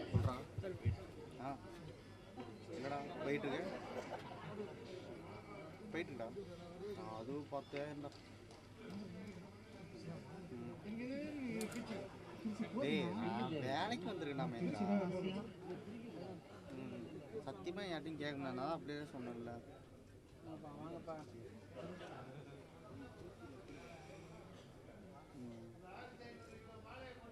அவன்ல பேசணும்னா அவ்வளோதான். என்னை கொண்டு போய் ஸ்டேஷன் வச்சிருவானுங்க.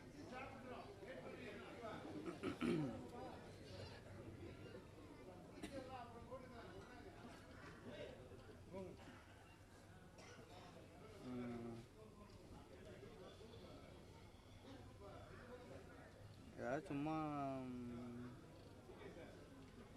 எதுவும் பண்ண வேண்டியதான். அனைவருக்கும் வணக்கம். இது தமிழ்நாடு திரைப்பட இயக்குனர் சங்கத்தின் சார்பாக நடக்குது. இணை துணை உதவி இயக்குநர்கள் யாராவது இருந்தால் கீழே இருந்தால் கொஞ்சம் மேலே வாங்க, மேடைக்கு வாங்க ப்ளீஸ். நன்றி.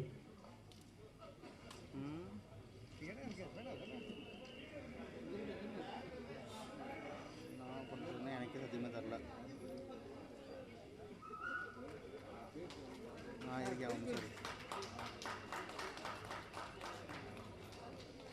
போட்டு உண்டாயிரம்.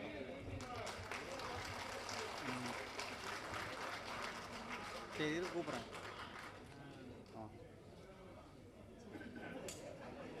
இளவரசி படிக்க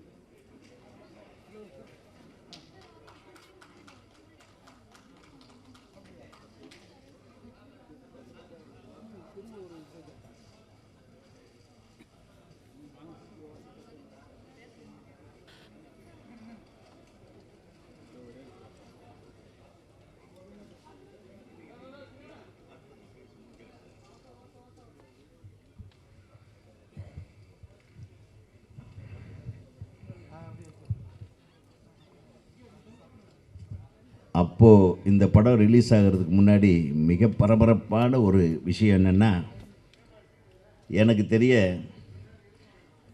இளையராஜா சார்கிட்ட போயிட்டு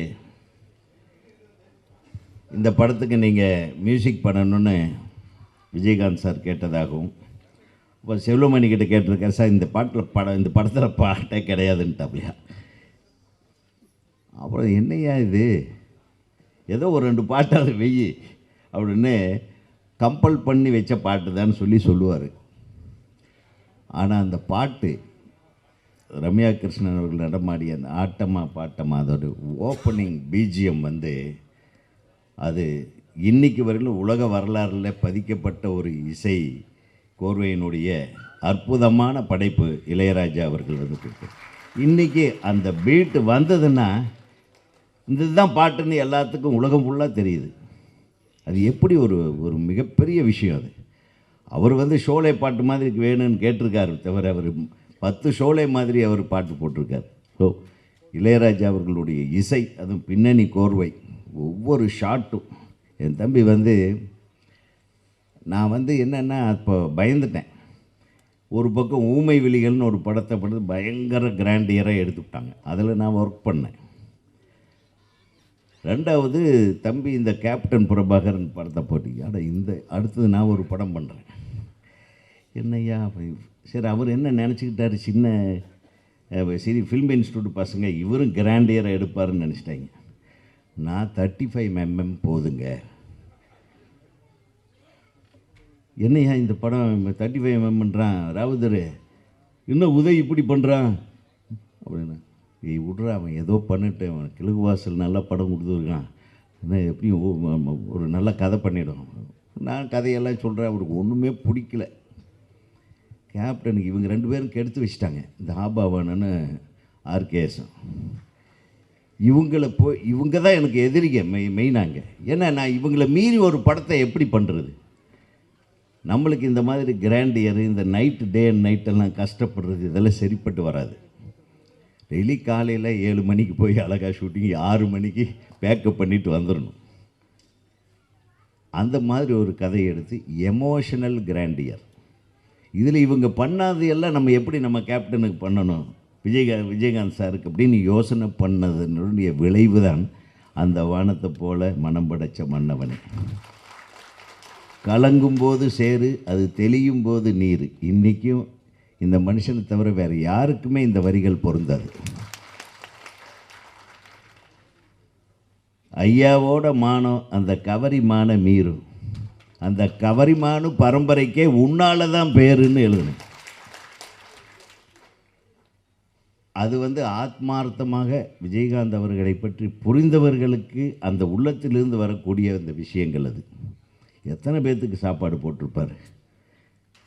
பசியோடு அந்த பக்கம் போகிறவன்லாம் சும்மா அவரை பார்க்குறதுக்கு வந்திருக்கோம் அப்படின்னு சொன்னார்னா பின்னாடி டைனிங் டேபிளை சிமெண்ட்லேயே கட்டி வச்ச ஒரே ஆள் அவர் தான்.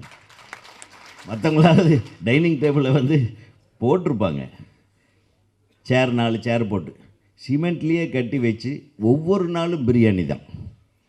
யாருக்கு எந்த வஞ்சனையும் கிடையாது, பிரியாணி. அந்த காலத்தில் நம்ம அந்த சினிமா ஏதாச்சும் ஒரு இடத்துல போய் மாட்டிக்கிட்டு ஒரு ஆட்டோவில் போகிறோன்னா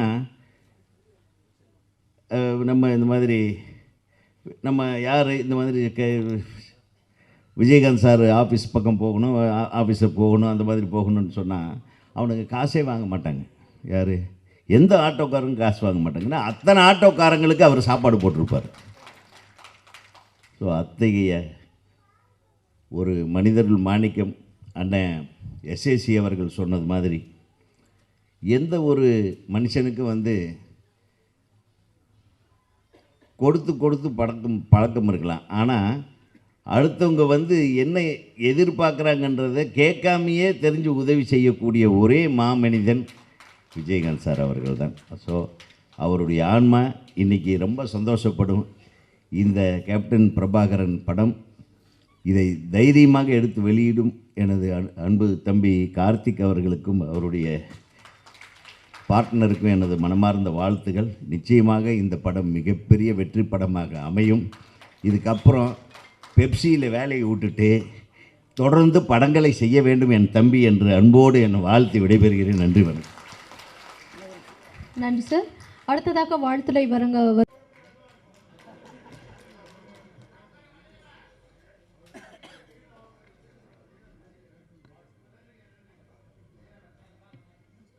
விஜயகாந்த் அவர்களின் ஒப்பனையாளர் திரு ராஜு அவர்களையும், காஸ்டியூமர் திரு ராஜேந்திரன் அவர்களின் துணைவியாரையும், மக்கள் தொடர்பாளர் திரு டைமண்ட் பாபு அவர்களையும் மேடைக்கு வருமாறு அன்புடன் அழைக்கிறோம்.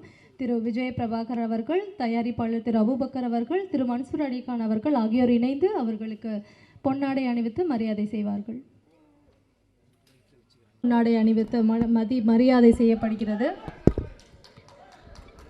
அவர்களை தொடர்ந்து 4K restored digitalised 7.1 audio. So இந்த சிறப்பான வேலையை செய்து தற்போது கேப்டன் பிரபாகரன் படம் ரிலீஸ் ஆக இருக்குது. ஸோ இதற்கு ஒரு உறுதுணையாக இருந்த கே ராமு அவர்களுக்கு மேடையில் சிறப்பு செய்யப்பட இருக்கிறது. நான் பேர் வாசிக்கிறேன். புகழாக பணியாற்றினாங்க. அதுக்காக நான் நன்றி தான். நான் முதல்ல பார்க்கும்போது சாதாரணமாக பண்ணியிருந்தாங்க. நான் கார்த்திக்கிட்ட சொன்னேன், கார்த்திக் இது மாதிரி பண்ணுறதா இருந்தால் சரியாக வராது கார்த்திக்னு. ஒரே ஒரு 15 நாள் பண்ணியிருந்தாங்க. அப்புறம் கார்த்திக் அபுகிட்ட பேசிவிட்டு வேறு டெக்னீஷியன்ஸ் கொண்டு ஏறக்குறைய 6 மாதம் இது ஒரு ஃப்ரேமாக இது பண்ணி நான் சொன்னேன், இப்போ படம் ரீரிலீஸ் பண்ணுறதா இருந்தால் நாங்களாம் அதில் ஜாயின் பண்ணி பண்ணுறதா இருந்தால் இன்றைக்கி மாதிரி இருக்கணும் படம் அப்படின்னு சொன்னோம். அதில் ஒர்க் பண்ண இப்போ டெக்னீஷியன்ஸ் சிஜி பண்ணவங்களாக இருக்கட்டும், அது ட்ரான்ஸ்ஃபர் பண்ணவங்க ப்ளஸ் எடிட்டர் எல்லாருக்குமே இந்த நேரத்தில் நான் நன்றி தெரிவிக்க கடமைப்பட்டுள்ளேன். அனைவருக்கும் நன்றி. Thank you sir. இளைய தளபதி கேப்டன் அவர்கள் நமக்கு 2 வாரிசு கொடுத்துருக்காரு. ஒன்று கலையுலகில் ஒரு வாரிசு சண்முக பாண்டியன், அடுத்து அரசியலுக்கு ஒரு வாரிசை கொடுத்துருக்கிறாரு விஜய் பிரபாகரன். கலைத்துறையில் அவர் வெற்றி அடையணும், அதே மாதிரி அரசியலையும் நீங்கள் வெற்றி அடையணும் வாழ்த்துக்கின்றோம். Thank you sir. இளைய தளபதி திரு விஜய் அல்டிமேட் ஸ்டார் திரு அவர் அப்போது இயக்குவதற்கு படங்கள் இல்லை என்று வேதனைப்பட்டார். ஆனால் இன்று இவர் இல்லாத படங்களே இல்லை. இயக்குனர் ஆர் கே செல்வமணியின் அருமை நண்பர், கேப்டனின் பெருமை பாடும் புலமை பித்தன், கேப்டன் பிரபாகரனை வாழ்த்தி பேச சரியான ஆள் இவர். இவர் மனைவி ஒரு கேப்டன், இராணுவத்தில் பணிபுரிகிறார். ஆபரேஷன் சிந்தூர் வரை வெற்றி கொடி நாட்டிய வீரமங்கை அவர். மேடையில் சிங்கமாக கர்ஜிப்பதையும் காமெடியில் புலியாகவும் இருக்கும் சிங்கம் புலி அவர்களை வாழ்த்துரை வழங்க அன்புடன் அழைக்கிறோம். அனைவருக்கும் வணக்கம். இது ஒரே ஒரு நம்ம பிள்ளை ஒரு விஷயம் தப்பாக சொல்லிடுச்சு. அது செல்லுமணி சாரோட நண்பரில் அவரோட தம்பி நான். அனைவருக்கும் வணக்கம். ஒரு 4-5 பேர்லாம் தூங்கிட்டே எல்லாம் நல்லா இருக்கீங்களா? ஓகே. இப்போ கேப்டன் பிரபாகரன் அப்படின்னா அந்த கேப்டன் பிரபாகரனுக்கும் சிங்கம்புலிக்கும் என்ன இருக்குது? ஒன்றும் இல்லை. ஆனால் எங்கள் கேப்டனுக்கும் சிங்கம்புலிக்கும் என்ன இருக்குது அப்படிங்கிறத ஒரு 3 இன்சிடென்ட் மட்டும் சொல்லிடுறேன். இந்த படம் ஆர் கே செல்வமணி சார், அது ராஜ் அந்த ஷோலே படத்துக்கு அப்புறம் மிகப்பெரிய படம். அதை நான் வந்து ஓசியில் பார்க்கணும்னு சொல்லி சேம்பரில் போய் உட்காந்து அடி வாங்கி வெளியே வந்தது. அதெல்லாம் எடுத்த கதை விட்டுருங்க. அவர் செல்வமணி சாரோட தம்பி ராஜா என்னோடய க்ளோஸ் ஃப்ரெண்டு. அவங்க அண்ணன் என்ன செய்கிறாரு, எப்படி பேசுகிறாருன்னு பொழுதுனையும் கேட்டுக்கிட்டே இருப்பேன். சும்மா சொன்னேன்ட்டே இருப்பார். நான் வந்து உதவி இயக்குனராக இருக்கும் பொழுது, அதாவது என்னால் வந்து சினிமாவுக்கு வர்றதுக்கு முன்னாடி எனக்கு ஒரு லாஸு அப்படின்னா செல்வமணி என்னன்னால தான். என் வீட்டு பெட்ஷீட் காணா போச்சு. எங்கன்னா எங்கள் ஊர் பெரியவளம் பக்கத்தில் கும்பக்கரையில் ஆட்டமா தேரோட்டமா சாங்கு நைட் எஃபெக்ட் 3 மணி 4 மணிக்கு தான் சாங் முடியுது. அந்த சாங்கை பார்க்கணும்னா அந்த ஃபால்ஸுக்கு போகணும்னா ஒரு ஷாட் எடுப்பாங்க, அதுக்கப்புறம் பிரேக் விட்டுருவாங்க. நான் அந்த பாறையில் போய் பெட்ஷீட்டை வச்சு பொத்தி படுத்துட்டேன். அப்புறம் திருப்பி ஆட்டமானது எங்கேயோ ஓடுறாங்கடான்னு ஓடினேன். திருப்பி வந்து பார்த்தேன் பெட்ஷீட்டை காணோம். அதுக்கப்புறம் சைக்கிள் பஞ்சரு.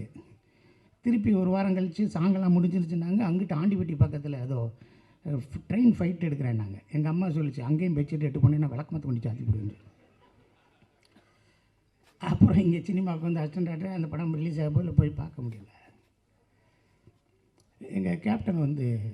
எங்கள் கேப்டன் இருந்ததுனால தான் நான் அசிஸ்டன்ட் டைரக்டராக இருந்தேன். ஏன்னா அவர் இருந்த ஆஃபீஸில் நான் சோறு சாப்பிட்டதுனால தான் எங்கள் சொந்தக்காரனே சொல்லிட்டு போயிட்டேன், இனிமேல் நீ சென்னையை விட்டு வரவே மாட்டேன், உனக்கு சோறு போடுறதுக்கு ஒரு ஆள் இருக்கார், நீ அங்கே சாப்பிட்டு நல்லா இருக்கு. அதை எங்கள் கேப்டனை வச்சுக்கிட்டு ரேணி உண்டா படத்தில் நான் தான் ஆடியோ ஃபங்க்ஷனில் நான் தான் எடுத்து நான் தான் ஆங்கராக நான் பேசினேன். அந்த பேசி முடித்ததுக்கப்புறம் எங்கள் நிக்காஸ் ப்ரொடியூசர் என்னை தாஜ் கன்னிமராவுக்கு சாப்பிட போயிட்டார். அப்போ எங்கள் கேப்டன் வந்து எங்கள் அண்ணன் சுதீஷ்கிட்ட சொல்லி, அவன் சிங்கப்பள்ளி சாப்பிட்டானா எங்கே இருக்கானான்னு சொல்லி போய் பார்த்து என்னை கன்னிமராவில் வந்து சுதீஷ் சார் நீ சாப்பிட்டேன்னு சொன்னார் கேப்டனு. அது சொன்னேன், இல்லைண்ணே நான் சாப்பிட்டேன், நீங்கள் தானே இருக்கேன், நான் இந்த அமீர்லாம் சாப்பிட்டுருக்கோம் அப்படின்னு. இதுக்கு முன்னாடி என்னென்னா, நான் சுந்தர்சி சார்கிட்ட அசிஸ்டன்ட் டைரக்டராக வேலை பார்க்கும்போது எங்கள் சுந்தர்சி சார் வந்து ஒரு வீடு இருந்துச்சு. அது கேப்டன் சாரோட வீட்டுக்கு எதிர்த்தாப்பில் ஒரு வீட்டில் குடியிருந்தார். அவங்க ஐவி சசியோட வீடு, சீமா அவங்களோட வீடு, அதில் 2வது மாடியில் இருந்தார். எய்த்த வீடு கேப்டன் சார் வீடு. நான் சாரை காலையில் பார்க்க 7:30 மணிக்கு போயிடுவேன். போயிட்டு அப்படியே பார்ப்பேன். பார்த்துட்டு இரவு 7:30 மணிக்கு மேலே மொட்டை மாடிக்கு போவேன். மொட்டை மாடிக்கு போயிட்டு எதுக்கு போவோம், நான் டி சங்கரனு கேமராமேனு எல்லோரும் போய் உட்காந்து அங்கே பேசிக்கிட்டு போய் ஏதோ சாப்பிட்டுக்கிட்டு இருப்போம். அப்போ அங்கிட்டு பார்த்தோம்னா அங்கேருந்து தூரமாக கேப்டன் நிற்பார். ஷூட்டிங்லேயும் அப்படிம்பார். நான் போகணும்னே, வருஷம் பூரா ஷூட்டிங் போகிறது நீங்கள் ஒரே எழுத்தாண்டா அப்படிம்பார். சரி காலையில் பார்க்கலாம் தூங்கு அப்படின்ட்டு போயிடுவார். அப்புறம் ஒரு 4 நாள் கழித்து வர்றேன், விஜயகாந்த் சார் விட்ட ஃபோட்டோ எடுக்கணும்னு சொல்லி பிரசாத்துலேருந்து ஒரு க்யூ, பிரசாத்துலேருந்து காவிரி ஸ்ட்ரீட்லேருந்து ஒரு க்யூ நிற்கிது வீட்டுக்கு முன்னாடி. நான் அசிஸ்டன்ட் டைரக்டர் வெளியே போய் ஒவ்வொருத்தரா போன்னு தள்ளி விடுறேன். அப்போ விட்டுக்கிட்டே இருக்கையில் அவர் வந்து பார்க்குறாரு லேசா, இது யாரியாவு சார் சுந்தர் சார்கிட்ட வேலை பார்க்குறாரு அசிஸ்டன்ட் டைரக்டர்னு அவரோட உதவியாளர் சொல்கிறாங்க. அப்படியா, எந்த ஊர்? மதுரை பக்கம் தேனி பெரியவளம். அப்படியா, எல்லாம் ஃபோட்டோ எடுத்துனாங்க. வா நீ ஃபோட்டோ எடுக்கலையான்னாரு. நான் உங்களை வச்சு படம் எடுக்கணும்னே. என்னது உங்களை வச்சு படம் எடுக்கணும்? அது நினச்சுண்டா நீ மதுரைக்கார அப்படி தான் போய் சொல்லி அப்படின்னு போயிட்டார். போனதுக்கப்புறம் அஜித்தை வச்சு படம் பண்ணுறோம். உளவுத்துறை ரிலீஸ் ஆகுது, எது ஆகுது, விஜயகாந்த் சாரை வச்சு பண்ணணுமே எதடா பண்ணுறது, என்னடா பண்ணுறோம். அடுத்துக்கடுத்து சூர்யா வச்சு ஒரு படம் பண்ணலாம்ட்டு இருக்கோம். அதில் ஒரு நாள் கெஸ்ட் ரோல் பண்ணணும். விஜயகாந்த் சாரை வச்சு யார் கெஸ்ட் ரோல் பண்ணுறது, ஒரு நாள் யார் கெஸ்ட் ரோல் பண்ணி யாரோ பேசுகிறாங்க. நான் இடையில கலைப்புலி தானு சார் இருக்கார், பாலா சார் இருக்கார், விஜயகாந்த் சார் இல்லை ஒரு நாள் எப்படி வருவார், அவர் எப்படி வருவார், யாரெல்லாம் வரமாட்டார், பேசி பார்க்கலாம் சார். அப்புறம் பாலா சார் பேசினார், தானு சார் பேசினார், என்னை அனுப்பிச்சிட்டாங்க. நான் நேராக போகிறேன், அவர் வீட்டுக்கு போகிறேன். போனோன்னே என்னை பார்த்தோன்னே வட ஒரு 10 நிமிஷம் கழிச்சு வா, என்னை ஒரு நாள் நடிக்க சொல்லி ஒரு டைரக்டர் வந்து கதை சொல்ல வர்றேன். அவள் போகட்டும், நீ வெளியே கொஞ்சம் நான் பேசுகிறேன். இல்லைடா ஒரு நாள் நடிக்க சொல்கிறாரா தானு பாலெல்லாம் பேசினாரா, நீ 10 நிமிஷம் இரு நான் பேசுகிறேங்கிற இல்லைன்னாரு. இல்லை அதுதான் நானுன்னு. இது நீயா, இல்லைடா நீ இப்படி சொல்கிற, நான் தான் சொன்னேன் உங்களை வச்சு படம் எடுக்கணும்னு. நான் அடிக்க மாட்டேன்டா ஒரு நாள். நான் எப்படி இல்லை, நீ அடித்தேன்னா நான் அத்தனை பேர்த்துக்கு அடிக்கணும், அதெல்லாம் அடிக்கணும். நீ அடிக்கலை நான் எப்படி படம் ஒன்றுப்பா, சூர்யா நானுமா அப்படியா, விஜயோதியா நடிக்குதா, வரேன்டா போடான்ட்டு. ஒரு 10 நாள் கழித்து டேட்டு கொடுக்குறாரு. ஃபிலிம் இன்ஸ்டியூட்டுக்கு போகிறேன், அவர் நடிச்சுக்கிட்டு இருக்காரு. சார் என்கிட்ட நான் மேனேஜர் போயிட்டா நான் வந்துட்டேன், போய் சொல்லுங்கள் டேரக்டர்லாம் வந்துட்டோம், கேமராமேன் ரத்னவெல்லாம் வந்துட்டோம், உள்ளே போங்கன்னு. உள்ளே போனேன் சார் யூனிட்டே வந்திருக்குன்னு. அவனை போன முடியும், உன்னை யார் யூனிட்டை கூப்பிட்டு வர சொன்னது, அண்ணே படம் எடுக்க முடியலண்ணே, நீங்கள் சூர்யாலாம் மீட் பண்ணுற சீன் எடுக்க முடியல. இங்கே கேமரா இருக்குது, இங்கே ஜூனியர் ஆர்டிஸ்ட் இருக்குது, இங்கே டைரக்டர் இருக்கார், நான் இருக்கேன். நீங்கள் எதுக்கு மேற்கொண்டு செலவழிச்சிக்கிட்டு இருக்கீங்க? நீயே ரத்னவேலு சூர்யா அது 3 பேர் மட்டும் வாங்க, 3 பேர் தான் வரணும், மேனேஜர் கூட கூப்பிட்டு வா அப்படிங்கிறாரு. அவர் ஷூட்டிங்கை 3 மணி நேரம் நிப்பாட்டிட்டு அவர் ஷூட்டிங்கில் என்ன வேணும், நான் எங்கே நிற்கிறேன் சூர்யா சார் நான் ஒரு மாலையை போடுறேன், எதுக்கு சூர்யா மாலை செலவுலாம் அப்படிங்கிறார். 3 மணி நேரம், 1 மணி நேரம் கேப்டன் ஷூட்டிங் எவ்வளோ செலவாகும் பாருங்கள். அவ்வளவு நல்ல மனுஷன். டப்பிங் கூப்பிட்டு போகிறேன், அப்பயும் ஒரு பொக்கே கொடுக்குறேன். இல்லை இந்த வர்றது டிரைவர் இவருக்கு 500 ரூபா கொடுறா, இதுக்குடா ஏன்டா அப்படி பண்ணுறேன். இவ்வளவு நடந்துருச்சுங்க. தம்பி விஜய் பிரபாகரோட தம்பி சின்னவர் செம்மபாண்டியன், அவர் படம் மலேசியாவில் படம். அந்த படத்துக்கு நான் போய் நடிக்கணும்னு சொன்னாங்க. ஏதோ பேச்சுவார்த்தை, யாரோ ஏதோ பொருளை கிளப்பிட்டு ஏதோ போயிடுச்சு. கேப்டன் போயிடுச்சு, என்ன சிங்கப்புலி காசு கேட்டான் அப்படிங்கிற மாதிரி போயிடுச்சு. அண்ணே இல்லைன்னேங்கிற பிறகு நான் தகவல் சொல்லிட்டேன், நீ மலேசியாவுக்கு வாடான்ட்டார். நானும் போயிட்டேன். போய் ஒரு ஹில்டனும் மேரியடு ஒரு பெரிய ஸ்டார் ஹோட்டலில் இருந்துச்சு. 4 மணிக்கு மேக்கப் போட்டேன். 4 மணிக்கு மேக்கப் பண்ண போனார். அப்போ என்னை வந்து இன்னும் கொஞ்சம், இப்போ பாருங்கள் முடி இதுக்கு மேலே ஒன்றும் இல்லை, இன்னும் கொஞ்சம் நல்லா முடி வெட்டி மண்டையில் உள்ட்டாவெல்லாம் வச்சு ஒரு டாட்டு உள்ளாங்க வெட்டி அப்படியே போயிட்டாங்க. காலையில் பஃபேல போய் சாப்பிடுங்கன்றார். நான் அப்படியே கீழே இறங்குறேன். கேப்டன் அங்கே முன்னாடி உட்காந்து ஏதோ ஓட்ஸ் ஏதோ சாப்பிட்டுட்டு இருக்காரு. சரி இப்போ எதுக்கு இவர்கிட்ட பேசணும், அப்புறம் பேசிக்கலாம்னு மலேசியாவில். அப்படியே நான் ஓரமாக போகிறேன். என்னை அப்படியே பார்க்குறாரு. பார்த்துட்டு மேக்கப் பண்ண கூப்பிடியா, மேக்கப் பண்ண வந்தார். இந்த ஒருத்தன் போகிறேன் மாதிரியா டவுசரை போட்டு தோடுகிடலாம் மாட்டி, அவனை மாதிரியே சிங்கப்புலிக்கு மேக்கப் போடியான்னார். அவர் மேக்கப் பண்ணி பார்த்துட்டு, சார் அவர் தான் சார் சிங்கப்புலி. ஆமாம் நான் அவனை கூப்பியாங்க எவ்வளோ அவனோட நானும் இப்படி தட்டுக்கிட்டெல்லாம் எடுத்துருவேன். என்னடா காலையில் 4 வெண்ணி முட்டையா அப்படின்னாரு. அவனை அப்படின்னு, ஏன் என்னை பார்க்காம அங்கிட்டு போகிறேன், இல்லைண்ணா உங்களுக்கு தொந்தரவு, வாடா இவங்க இன்னமும் படம் எடுத்துக்கிட்டு இருக்காங்க, அதை பற்றி நம்ம தனியாக டிஸ்கஸ் பண்ணோம்னாரு. 4 நாள் தாங்க ஷூட்டிங்க, 16 நாள் கூட இருந்தேன். என் கூடயே இருப்பார். அப்படி நடந்து போகும்போது என் தோள்பட்டிலே கை வச்சுருப்பார். ஏன்டா சிங்கப்புலின்னு பேர் வச்சாங்க, நீ ஏன்டா அண்ணனுக்கு என்ன கதை பண்ணல, நீ என்னடா செய்கிற, சரி இந்த சீனை எப்படா எடுக்கலாம், ஆனால் நீங்கள் அந்த ரைஸ் மில் நான் பழைய கதையை கேட்பேன், உன்னை கொன்றுவேன், என்னை பேச வச்சுக்கிட்டே இருக்கார், பேசாமல் இருப்பார், ஆனால் என் கூடவே இருப்பார்.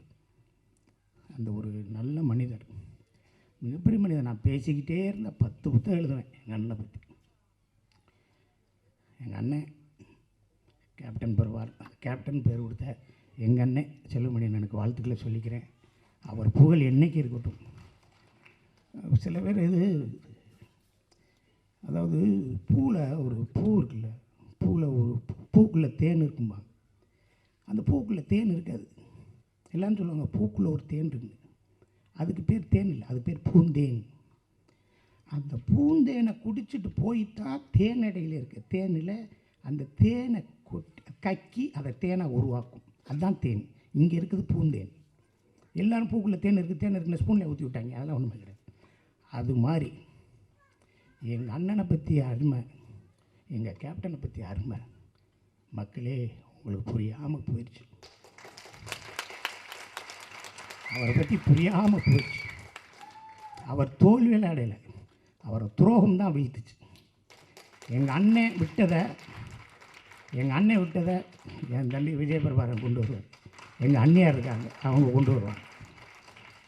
நீங்கள் நல்லபடியாக இருக்கணும். சினிமாவுக்கு செஞ்ச போல் இன்னும் மக்களுக்கு செய்யணும்னு நினைக்கிறீங்க. விருதுநர் கைவிட்டாலும் நீ உங்களை எதுவுமே கைவிடாது, கவலைப்படாமல் இருங்க. அனைவருக்கும் வாழ்த்துக்கள். கேப்டன் பிரபாகரன் ஓட போகுதுன்னு எல்லாரும் சொல்லிட்டாங்க, எல்லோரும் பார்க்கத்தான் போகிறோம். என்னுடைய 200 பாக்கெட்டில் இருக்குது, என் குழந்தைகிட்ட இருக்குது, என் மனைவிட்ட இருக்க. என்னுடைய 1200 படம் வர்ற ரிலீஸ் அன்றைக்கி எங்கள் அண்ணன் படத்துக்கு இருக்கும். நன்றி நன்றி நன்றி, வாழ்த்துக்கள். மிக்க நன்றி சார். இயக்குனர் திரு வசந்தபாலன் அறிமுகப்படுத்திய வெயில் திரையுலகம் உள்ளவரை இவர் மீது என்றும் வெளிச்சமாகவே இருக்கும். எழிலின் மனம் கொத்திய பறவை சிலரின் அன்பிற்கு மட்டுமே அடங்கும். தேசிங்க ராஜா, இப்படி திரையுலகம், சங்கம், அரசியல், பல விழாக்கள் என்று பிஸியாக ஓடிக்கொண்டிருக்கும் எழுத்தாளர், இயக்குனர், நடிகர், தென்னிந்திய திரைப்பட எழுத்தாளர்கள் சங்கத்தின் துணைத் தலைவர் திரு ரவிமரியா அவர்களை வாழ்த்துரை வழங்க அன்புடன் அழைக்கிறோம். அல்டிமேட் ஸ்டார் திரு அஜித் அவர்கள், ஆக்ஷன் கிங் திரு அர்ஜுன் அவர்கள், சின்ன தளபதி திரு பரத் அவர்கள் இவர்களை வைத்து எழுதி இயக்கியவர். பஞ்ச் வசனங்களுக்கு முக்கியத்துவம் கொடுத்து பல வெற்றி படங்களை கொடுத்தவர். தன் திரைப்படங்களுக்கு ஊர் பெயரையே பேரா வச்சு பேர் எடுத்தவர் திரு பேரரசு அவர்கள். இவர் விஜயகாந்த் அவர்களை வைத்து தர்மபுரி என்ற வெற்றி படத்தை இயக்கியவர். எழுத்தாளர், இசையமைப்பாளர், கவிஞர், இயக்குனர், இன்று பிஸியாகி கொண்டிருக்கும் ஒரு நடிகர். தமிழ்நாடு திரைப்பட இயக்குநர்கள் சங்கத்தின் பொறுப்பான பொதுச் செயலாளர் திரு பேரரசு அவர்களை வாழ்த்துரை வழங்க அன்புடன் அழைக்கிறோம். வசனகரத்தில் லியாகத் அலிகானை விட, அவர் எழுதுனதை விட இந்த அம்மா எழுதி பேசி ரங்கநாதன் தான் அந்த வேலையை பார்த்துருக்காரு. ரங்கநாதன் வந்து லியாகத்துக்கு போட்டி இறங்கிட்டார். ஓகே, அடுத்த படத்துக்கு செல்வமணி சார் அவரை போட்டுக்கு சார் டைலாக்கு. ஓகே, நல்ல ஒரு நிகழ்ச்சி. ட்ரெய்லர் பார்த்தோம், பாட்டெலாம் பார்த்தோம். 2 பாட்டு பட்டை கிளப்பிடுச்சு. ரிலீஸ் எப்போ பார்க்குற மாதிரியே கைதட்டி என்ஜாய் பண்ணி பார்த்தோம். இப்போ மேடை ஏற்றும்போது இந்த படத்தில் நடித்த மன்சூர் அலிகான்லாம் வந்துட்டார் மேலே. எனக்கு ஒரு குறையாகவே இருந்துச்சு, ரம்யா கிருஷ்ணன் மேடம் வந்திருக்காமே அப்படின்ட்டு. அதுக்கு வந்துட்டாங்க. ஓகே, அது அந்த குறை எல்லாமே நிறைவேறிச்சு. படம் ரிலீஸ் எப்போ பார்க்கும்போது அப்போ பார்த்ததை விட இப்போ ரீலீஸ்க்காக பார்க்கும்போது ரமேஷ்னு அழகாக இருக்காங்க. அது என் வயசாக என்னென்னு தெரியல. யாருக்கு அது ஒவ்வொரு வருஷம் ஒரு டேஸ்ட் இருக்கும். மனசில் அடிக்கணும், ஓகே தான். இந்த படம் அதான் முடிக்க போகிறோம். நான் பேசும்போது தான் எல்லாமே என் ராசி இருக்க. ஒவ்வொருத்தரும் ஒன்றொரு பேசுவாங்க, அமைதியாக இருப்பாங்க. இந்த பேரஸ் வந்துட்டாலே 10 மணி ஆச்சு, 9 மணி ஆச்சு, 9 ஆச்சு, 7:30 அங்கே தான் வரும். 4 பேர் இல்லை, 40 பேர் இருக்காங்க. அதில் அங்கேருந்து வரல, இங்கேருந்து வந்துருச்சு. இப்போ சீக்கிரம் முடிச்சிடுறேன். இந்த படத்தில் மனசில் அடிக்க ரொம்ப சிறப்பாக இந்த படம் தான் அவருக்கு பெரிய அடையாளம் மனசுலியானுக்கு. ஏன்னா அவர் சொன்னார்ல, அவர் சொல்லிடுறேன் ஃபஸ்ட்டு. ஆமாம், இதுக்கு எத்தனை படம் நடிச்சிருக்காரு. ஆனால் என்ன படித்தா சரி, கேப்டன் பரவாயில்ல, மன்சூர் அலிகான் பண்ண அந்த வில்லன் வேடம் அவருக்கு அவர் நடிப்பு இதுலேயே பெரிய அடையாளம். அப்புறம் செல்வமணி சார், எல்லோரும் படம் எடுப்பாங்க, படம் வெற்றி அடையும், பேர் எடுப்பாங்க. ஆனால் செல்வமணி சார் வந்து இந்த ஒரு படத்தில் ஒரே குடும்பத்துக்கு 2 பேரை கொடுத்துட்டார். ஒன்று புரட்சி கலைஞராக இருந்த விஜயகாந்த் அவரில், அதுக்கப்புறம் கேப்டனுங்கிற பேரை கொடுத்தாரு. அப்போ அதே குடும்பத்துக்கு பிரபாருங்கிற அவருக்கு பிள்ளைக்கு பேர் கொடுத்துட்டார். ஒரே குடும்பத்துக்கு 2 பேரை கொடுத்தவர் நம்ம ஆர்கேஎஸ் செல்வமணி சார் அவர். ட்ரெய்லரு சாங்கம் பார்த்துட்டு உண்மையிலே கொஞ்சம் மிரண்டு போயிட்டோம். நம்மளுக்கே கொஞ்சம் குற்றம் வந்துச்சு, நம்மளாம் என்னடா பண்ணோம், ஒன்றும் பண்ணலையோ அப்படிங்கிற அளவுக்கு மகிழ்ச்சியாகி போயிடுச்சு. அவர் வந்து இயக்குனர் சங்க தலைவராக இருந்திருக்காரு, பெப்சி தலைவராக இருந்திருக்கிறாரு. ஆனால் இப்போ வந்து சீக்கிரம் படம் பண்ணணும் சார்.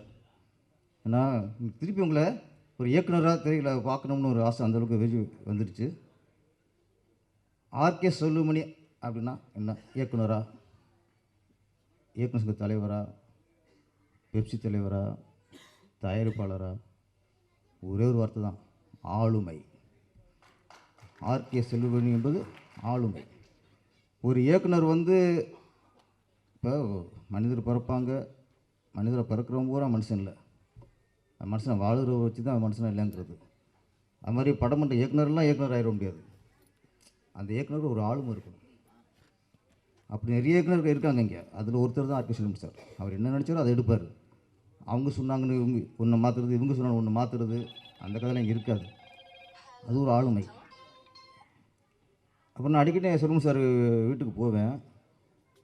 போகும்போது எனக்கு ஒரு ஆச்சரியமாக இருக்கும்.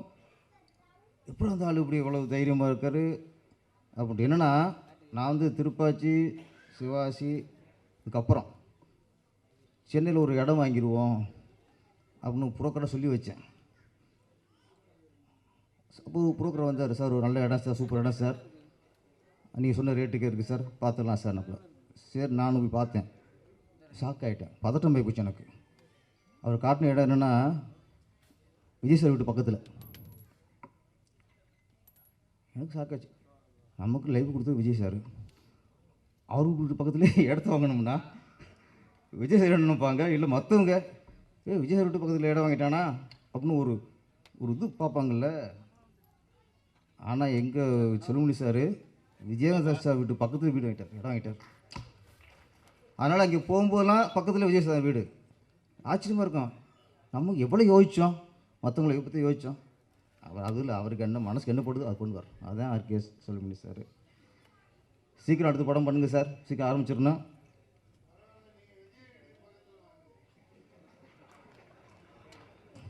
கேட்கல இப்போ, அதுதான் டைம் ஆச்சு. அவர் டைம் ஆகிப்போச்சு. இப்போ எனக்கு டைம் ஆகலை, அவருக்கு டைம் ஆனதுனால என்ன சீக்கிரம் பேச சொல்கிறாரு, சீக்கிரம் முடிச்சிடுங்க. அப்புறம் விஜயகாந்த் சாரை பற்றி நிறையா பேசியாச்சு. நிறைய பேசினா எல்லா உண்மையில் சொல்லிட்டாங்க. ஏன்னா வள்ளல், மற்றவங்களுக்கு பசி ஆற்றுவர், உணவு போகிறவர் எப்படி சொல்லியாச்சு. என்னை பொறுத்த வரைக்கும் ஒன்று சொல்லணும்னா எஸ்சி சார் சொன்ன மாதிரி தான், நன்றி உள்ளவர், விசுவாசி. தமிழ் திரையுலகிலேயே நிறைய ஹீரோக்கள் இருக்காங்க. ஆரம்ப காலகட்டத்தில் புது இயக்குனர் கதை கேட்டு படம் பண்ணுவாங்க வளர வரைக்கும். வளர்ந்து ஒரு இடத்துக்கு உட்காந்ததுக்கப்புறம், அவங்களுக்குன்னு ஒரு மார்க்கெட் உட்காந்ததுக்கப்புறம் ஜெயிச்ச டேரக்டர் மட்டும்தான் கதை கேட்பாங்க, ஜெயிச்ச இயக்குனர் மட்டும் தான் படம் பண்ணுவாங்க. ஆனால் கேப்டன் அவர் மட்டும்தான் 157 படம் பண்ணியிருக்காரு. 150 படத்துக்கு அப்புறமும் புதிய இயக்குனருக்கு வாய்ப்பு கொடுத்த ஒரே கதாநாயகன் கேப்டன் விஜயகாந்த் அவர்கள். இடத்துல 52 புது இயக்குனர் உருவாக்கியிருக்காரு. தமிழ் ஃபீல்டில் யாரும் அப்படி இல்லை. காரணம் மனசு. மற்ற வகை ஜெயிச்சவனால் நம்ம வெற்றி அடைகிறத விட நம்ம வெற்றி ஒருத்தனை உருவாக்கணும். அப்படி பலர் உருவாக்கினவர் தான் கேப்டன் விஜயகாந்த் அவர்கள். ஒரு என்னென்னா இப்போது நிறைய பேர் சினிமா, நிறைய பேர், சில நடிகர்கள் சொல்கிறேன், நிறைய நடிகர்கள்லாம் ஏற்கனவே படம் பண்ண இயக்குனர்கள் எல்லாம் சந்திக்க முடியாது. இப்போலாம் அப்போ மட்டும் கிடைக்காது. ஒரு பழைய இயக்குனர் வந்து ஒரு ஹீரோ பார்க்கணும்னா நேராக மூவ் பண்ண முடியாது. மேனேஜரை கேட்டால் விட என்ன விஷயமா பார்க்க வராரு, இதெல்லாம் கேள்வி கேட்டு தான் சந்திக்க முடியும். கேப்டன் விஜயகாந்த் அவர்கள் மட்டும்தான். அவரை வச்சு இயக்குனர் எப்போ பார்க்க சொன்னாலும் உடனே வாங்கி வந்து பார்க்க வைப்பார். ஒரு வெற்றியில் இருக்காரா, பழைய இயக்குனரா, அதெல்லாம் இல்லை. அவரை வச்சு படம் பண்ண இயக்குனருக்கு மேலே என்றைக்குமே ஒரு பாசம் உள்ள ஒரு ஹீரோ தான் நம்ம விஜயகாந்த் அவர்கள். இந்த கேப்டன் பிரபாகரன் ஷோலை பார்த்துட்டு வேந்துட்டு இருந்தோம். இது மாதிரி தமிழ் எடுக்கவே முடியாது நினச்சிருந்தோம். அதுக்கப்புறம் அதை விட சூப்பர் எடுக்க முடியாது எடுத்து நிரூபிச்சது தான் அந்த கேப்டன் பிரபாகரன் படம். ரீலீஸ் ஆக போகுது. கண்டிப்பாக அப்போ எந்த வரவேற்பு இருந்துச்சோ அதே வரவேற்பு இந்த முறையும் கிடைக்கும். செல்லுமணி சார், உங்களுக்கு ஃபஸ்ட்டு படம் மாதிரி இப்போ திருப்பி திருப்பி அடுத்த இன்னிங்ஸ் ஆரம்பிக்க. நன்றி, வணக்கம். மேடையில் வீட்டிருக்கும் ஜாம்பவான்களே, பாசமிகு பத்திரிகை நண்பர்களே, இணையதள வலையத்தள தோழர்களே, தோழிகளே, உங்கள் அனைவருக்கும் இரவு நேர வணக்கம். இந்த விழாவுக்கு வந்தது காரணமே ரெண்டு விஷயம்தான். ஒன்று, இந்த படத்தின் captain of the ship RK Selvamani sir என்னுடைய அன்பு சகோதரர், என்னுடைய உடன்பிறந்த சகோதரர். என்னுடைய 25-28 வருட சினிமா வாழ்வை ஒரு 20 வருடம் அவர்கிட்ட தான் கழிச்சிருக்கேன். இன்றொன்று, ஒரு மனிதனை பற்றி ஒரு மனிதன் பேசுவது, ஒரு மனிதத்தை பற்றி ஒரு மனிதன் பேசும் விழாவை நான் பார்க்குறேன். கேப்டன் விஜயகாந்த் அவர்கள் மனிதராக பிறந்து மனித தெய்வமானார், அது எல்லாருக்குமே தெரியும். நான் நீ கோயம்பேட்டில் வந்து ஒரு ஹோட்டலில் பில்லு செட்டில் பண்ணிட்டு திரும்பி வரும்போது கேப்டன் ஆலயம் அப்படின்னு ஒரு போர்டு பார்த்தேன் அவருடைய ஆஃபீஸில். அந்த போர்டு நான் முன்னாடியெல்லாம் பார்த்ததில்லை. ஏன் கேப்டன் ஆலயம்னு பேர் வச்சுருக்காங்க அப்படின்னு நான் நினைக்கும் போது, சமீபகாலமாக நாகர்கோவிலேருந்து, திருநெல்வேலியிலேருந்து, மதுரையிலேருந்துலாம் வந்து நிறையா பேர் வந்து அங்கே வந்துட்டு மதிய ஒரு வேளை சாப்பிட்டு அவருடைய சமாதியில் உள்ள திண்ணூர் எடுத்து பூசிக்கிறதா கேள்விப்பட்டேன். எங்கள் சொந்தக்காரங்களே வந்து அதை பண்ணிட்டு எங்கள் வீட்டுக்கு வந்தாங்க, அதை சொன்னாங்க. ஸோ ஒரு மனிதனாக பிறந்து கதாநாயகனாக உயர்ந்து மறைந்ததுக்கப்புறம் தெய்வமாகிறது வந்து எனக்கு தெரிஞ்சு யாருக்குமே, புரட்சி தலைவர் எம்ஜிஆருக்கு அப்புறம் தமிழ் சினிமாவில் வந்து புரட்சி கலைஞர் விஜயகாந்த் தான். அவரை பற்றிய புகழ் பாடுவதை, அவருடைய மனிதத்தை நிறைய பேர் பேசுவாங்க, அதை நம்ம கேட்கணும்.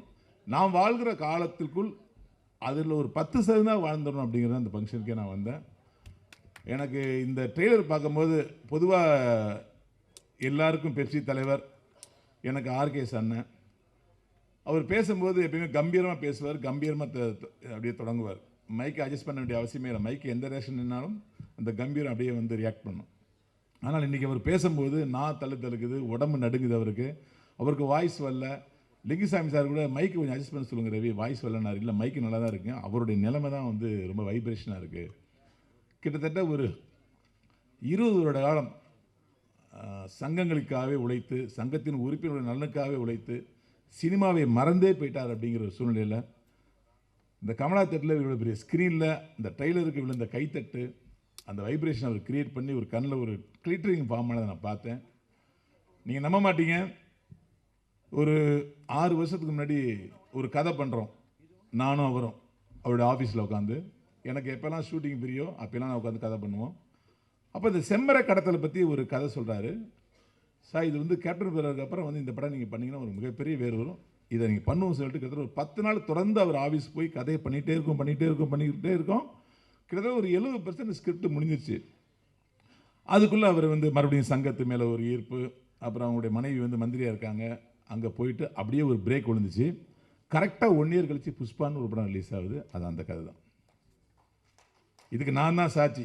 என்ன அதிக பிரச்சனையாக பேச நினைக்காதீங்க. நான் ரொம்ப ஃபீல் பண்ணி ஃபோன் பண்ணேன். இப்போ என்ன சார் நீங்கள் எவ்வளோ பெரிய ஹிட்டை மிஸ் பண்ண தெரியுமா அப்படின்னு ஃபீல் பண்ணேன். அதுக்கப்புறம் வாடா பண்ணணும், டைம் இருக்கா பண்ணுன்னாரு. மறுபடியும் ஒரு பெங்களூருக்கு போகிறோம், ஒரு கதை பண்ணுறோம்.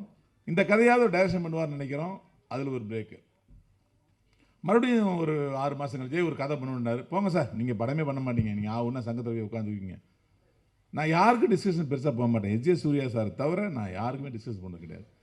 இவரை மறுபடியும் ஒரு பெரிய டேட்டராக பாருங்கிற ஒரு ஆசை, அன்பு, நம்ம நடிகன் ஆகிட்டோம் அப்படின்னு.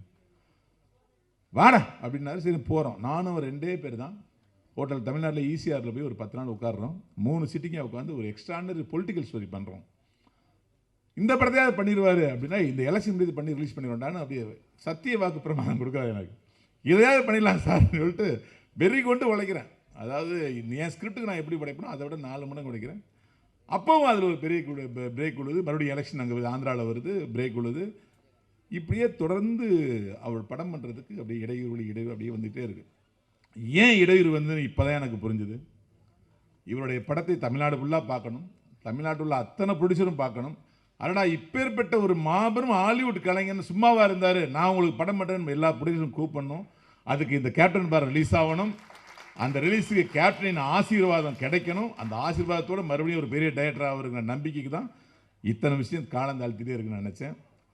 எனக்கு வந்து ஒரு நடிகனாக இருந்தாலும் அவரோட ஒரு கதை பண்ணும்போது ஒரு பெரிய ஒரு என்னென்னா, இவர் ஈகோ இல்லாத மனிதன். ஒரு வெற்றி பெற்ற டேரக்டர் போய் டிஸ்கஷன் போகிறது வந்து உங்களுக்கு ஒரு டிஸ்கஷன் போன அனுபவம் உண்டும்.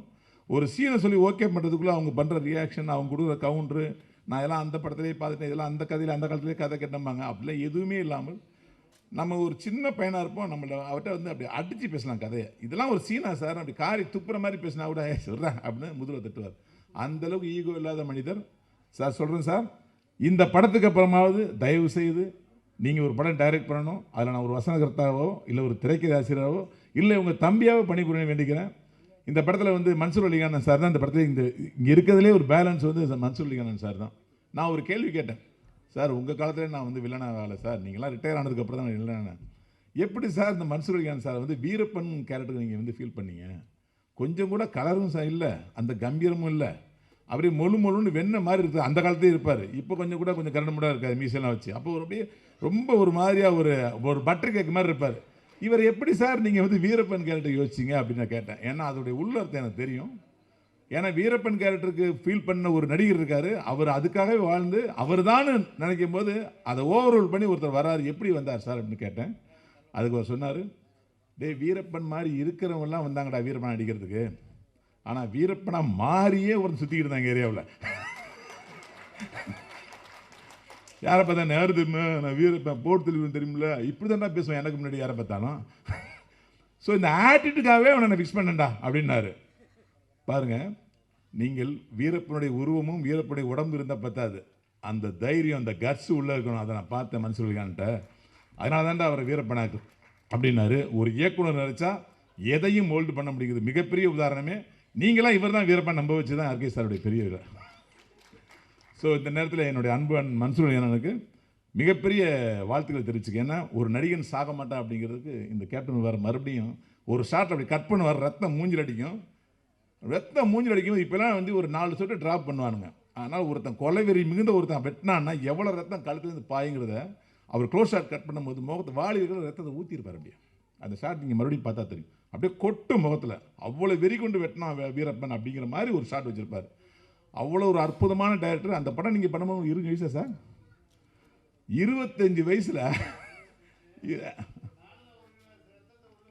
அப்படி 28 வயசில் வந்து ஒரு ஹாலிவுட்டுக்கு நிகரான ஒரு படத்தை பண்ணியிருக்காருன்னா அது உண்மையிலே இன்றைய இயக்குநர்களுக்கு சவால் ஒரு விஷயம்.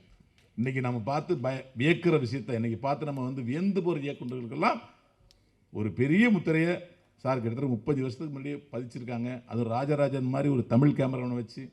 அது எங்களுடைய அன்பன் நம்முடைய லியாக்கத் அலிகான் சார் வந்து எங்களுடைய இயக்குனர் எங்களுடைய எழுத்தாளர் சங்கத்துடைய பொதுச் செயலாளர். அதில் நான் துணைத் தலைவராக இருக்கிறது எனக்கு உண்மையிலேயே பெருமையாக இருக்குது சார். ஏன்னா அதில் ஒரு டைலாக் வரும், ஏய் நீ என்ன முடி வெட்ட இடத்துக்கு போறியா, மரம் வெட்ட இடத்துக்கு போகிற, அதுவும் சந்தன மரம் வெட்டுற இடத்துக்கு போகிற அப்படின்னு ஒரு டைலாக்லாம் அந்த ஓவர்லாப்லேயே சிலுத்து சார் எனக்கு இந்த ட்ரெய்லர் பார்க்கும்போது.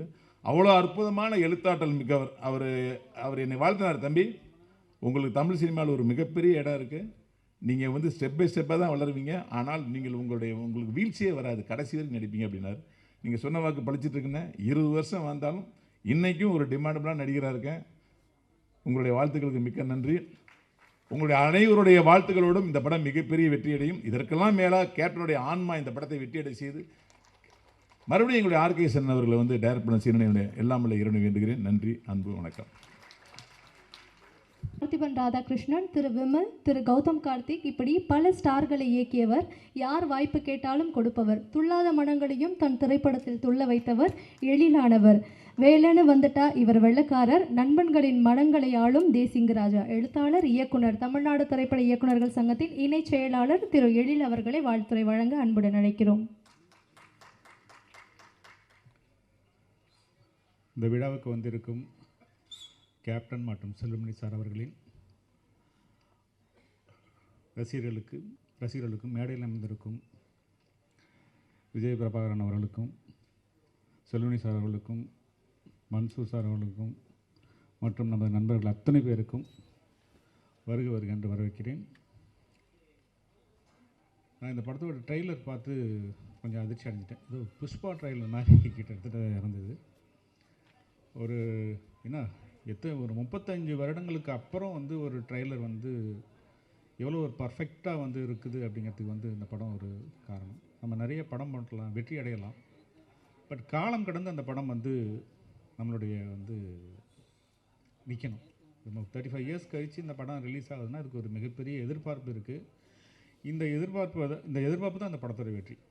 செல்வமணி சார் வந்து நிறைய படங்கள் பண்ணியிருந்தாலும் கூட இந்த படம் வந்து அவருடைய கேரியரில் பெஸ்ட் மூவியாக இருக்குது. ஸோ கேப்டனுக்கும் அதுதான். கேப்டனும் வந்து நிறைய படங்கள் பண்ணியிருந்தால் கூட இது ஒரு காலம் கடந்து நிற்கக்கூடிய படங்களில் நிறைய படம் இருந்தாலும் வந்து இந்த படமும் வந்து ஒரு முதன்மையான படமாக இருக்கும். ஸோ அப்படி தான் ஒரு படம் அப்படிங்கிறது வந்து காலம் கடந்து ஒரு 30 வருஷம் 35 வருஷம் கழிச்சும் பார்க்கும்போது அது புது படமாக இருக்கணும் அப்படிங்கிற மாதிரி ஒரு படைப்பை கொடுத்தோம்னா அதுதான் ஒரு படைப்பாளியோட மிக முக்கியமான ஒரு விஷயமா இருக்கும் நான் நினைக்கிறேன். கேப்டனை வச்சு நான் படம் பண்ணலைன்னா கூட கேப்டனோட படங்களில் வந்து நான் உதவி இயக்குனராக நான் ஒர்க் பண்ணியிருக்கேன். எல்லோரும் சொன்ன மாதிரியே வந்து அந்த உதவி இயக்குனர் இருக்கும்போது காலையில் கிளம்பி போகலாம், நேராக போய் ராவுத்தர் ஃபிலிம்ஸில் சாப்பிட்டுட்டு வந்துடலாம். அது யார் படம் முடிஞ்சு 2 வருஷம் போயிட்டே இருப்போம், யாரும் அதை பற்றி கேட்க மாட்டாங்க, யாரா நீ அப்படிம்பாங்க. பார்த்தோன்னே ஓ ஓகே அதுக்கப்புறம் 2வது படம் 3வது படம் நடந்துகிட்டு இருக்கும். பட் அவங்க கேட்க மாட்டாங்க, இந்த பையனை தெரிஞ்சிருக்கும் நம்ம அவங்க அப்படின்னு சொல்லிட்டு விட்டுருவாங்க. அந்த மாதிரி வரவங்க போகிறவங்க அத்தனை பேருக்குமே ஒரு சாப்பாடு போட்ட ஒரு கம்பெனி அப்படின்னா வந்து ராவுத்தர் ஃபிலிம்ஸ் தான். ஸோ அந்த கேப்டனை வச்சு அந்த படத்தில் நான் வந்து அசிஸ்டன்ட் டைரக்டராக ஒர்க் பண்ணும்போது நடந்த விஷயங்கள் இங்கே நிறைய பேர் சொல்லுவாங்க, சினிமாவில் ஹீரோவாக இருக்கிறது பெரிய விஷயம் கிடையாது, ரியல் லைஃப்லேயும் ஹீரோவாக இருக்கிறது தான் பெரிய விஷயம் அப்படிங்கிறது. ஸோ அது கேப்டன்கிட்ட நிறைய வந்து அந்த படங்களை நான் கண் கூட பார்த்துருக்கேன். அவர் இல்லை என்றாலும் கூட அவருடைய நினைவு நம்மக்கிட்ட அப்படியே வாழ்ந்துக்கிட்டு தான் இருக்கும். செல்வமணி சார் வந்து நான் பல தடவை சொல்லியிருக்கேன் செல்வமணி சார்கிட்ட, சார் நீங்கள் வந்து இருக்க வேண்டிய இடம் வந்து இது இல்லை, இதை விட வந்து உயர்வாக நீங்கள் போகணும். ஏன்னா வந்து அவர்கிட்ட இன்றைக்கும் வந்து உட்காந்தா என்னோடய படத்தை பார்த்து என்ன குறைநிலைகள் அப்படிங்கிறத வந்து ரொம்ப தெளிவாக பர்ஃபெக்டாக அது வந்து மனசில் ஒன்று வச்சுட்டு படம் ஹிட் ஆனாலும் பர்ஃபெக்டாக சொல்லுவார். படம் தோற்று போச்சா, இது உன் படத்தில் தப்புடா, இதெல்லாம் கரெக்டாக பண்ணியிருந்தீங்கன்னா இந்த படம் உனக்கு வந்து இன்னும் நல்லா வந்திருக்குண்டா அப்படிங்கிறது சொல்கிறதில்ல. ஒரு சகோதரனை போல் மிக அன்பாக ரொம்ப அழகாக அந்த ஜட்ஜ்மெண்ட்டுங்கிறது வந்து அவருக்கு இன்னமும் வந்து சிறப்பாக இருக்கும். நான் திரும்பவும் சொல்லிகிட்டே இருப்பேன் செல்வமணி சார்கிட்ட, செல்வமணி சார் வாங்க ஒரு நல்ல படம் பண்ணுங்க அப்படின்னு சொல்லிட்டு தான் இருக்கிறேன். இன்றைக்கும் வந்து தானு சார் அன்றைக்கி ஒரு ஸ்டேஜில் கூட சொன்னாங்க, எப்போ ஒரு செல்வமணின்னு சொல்லி கேட்டாங்க. ஸோ முதல்ல நான் சொல்கிறேன், நான் இப்போ டேரக்டர்ஸ் யூனியன் தலைவர் கூட சொன்னார் இன்றைக்கி, நீ முதல்ல போங்க அப்படின்னு சொல்லிட்டு. அந்த மாதிரி செல்வமணி சாரோட அடுத்த படைப்பை பார்க்கறதுக்கு நாங்கள் எல்லாருமே ரொம்ப ஆர்வமாக இருக்கோம். கூடிய சீக்கிரம் செல்வமணி சார் வந்து இயக்குனராக திரும்பவும் அவதாரம் எடுக்கணும்னு வேண்டிக்கிறேன். நன்றி, வணக்கம். Thank you sir. Ultimate star Ajith Suriya climax படப்பிடிப்பின் போது பிறந்த பிரபாகரன் அவர்கள் இன்று இத்தனை வருடங்களுக்கு பிறகு கேப்டன் பிரபாகரனை ரீரிலீஸ் செய்வது மிகவும் பொருத்தமான ஒன்று. இந்த படத்தின் அறிவிப்பை ஆடி அமாவாசை அன்று கேப்டன் ஆலயத்தில் அன்னி அவர்கள் முன்னிலையில் பத்திரிகையாளர்கள் சந்திப்பில் இயக்குனர்கள் படைசூழ படத்தின் இயக்குனர் திரு R.K. செல்வமணி அவர்கள் இந்த நிகழ்வை சொல்லி பிரபாகரன் அவர்கள் வந்து ரிலீஸ் செய்ய வேண்டும் என்று கோரிக்கை வைத்தார்கள். அது இன்று நிறைவேறி இருக்கிறது. கேப்டன் விஜயகாந்த் அவர்களின் புதல்வன் திரு விஜய பிரபாகரன் அவர்களை சிறப்புரையாற்ற அன்புடன் அழைக்கிறோம்.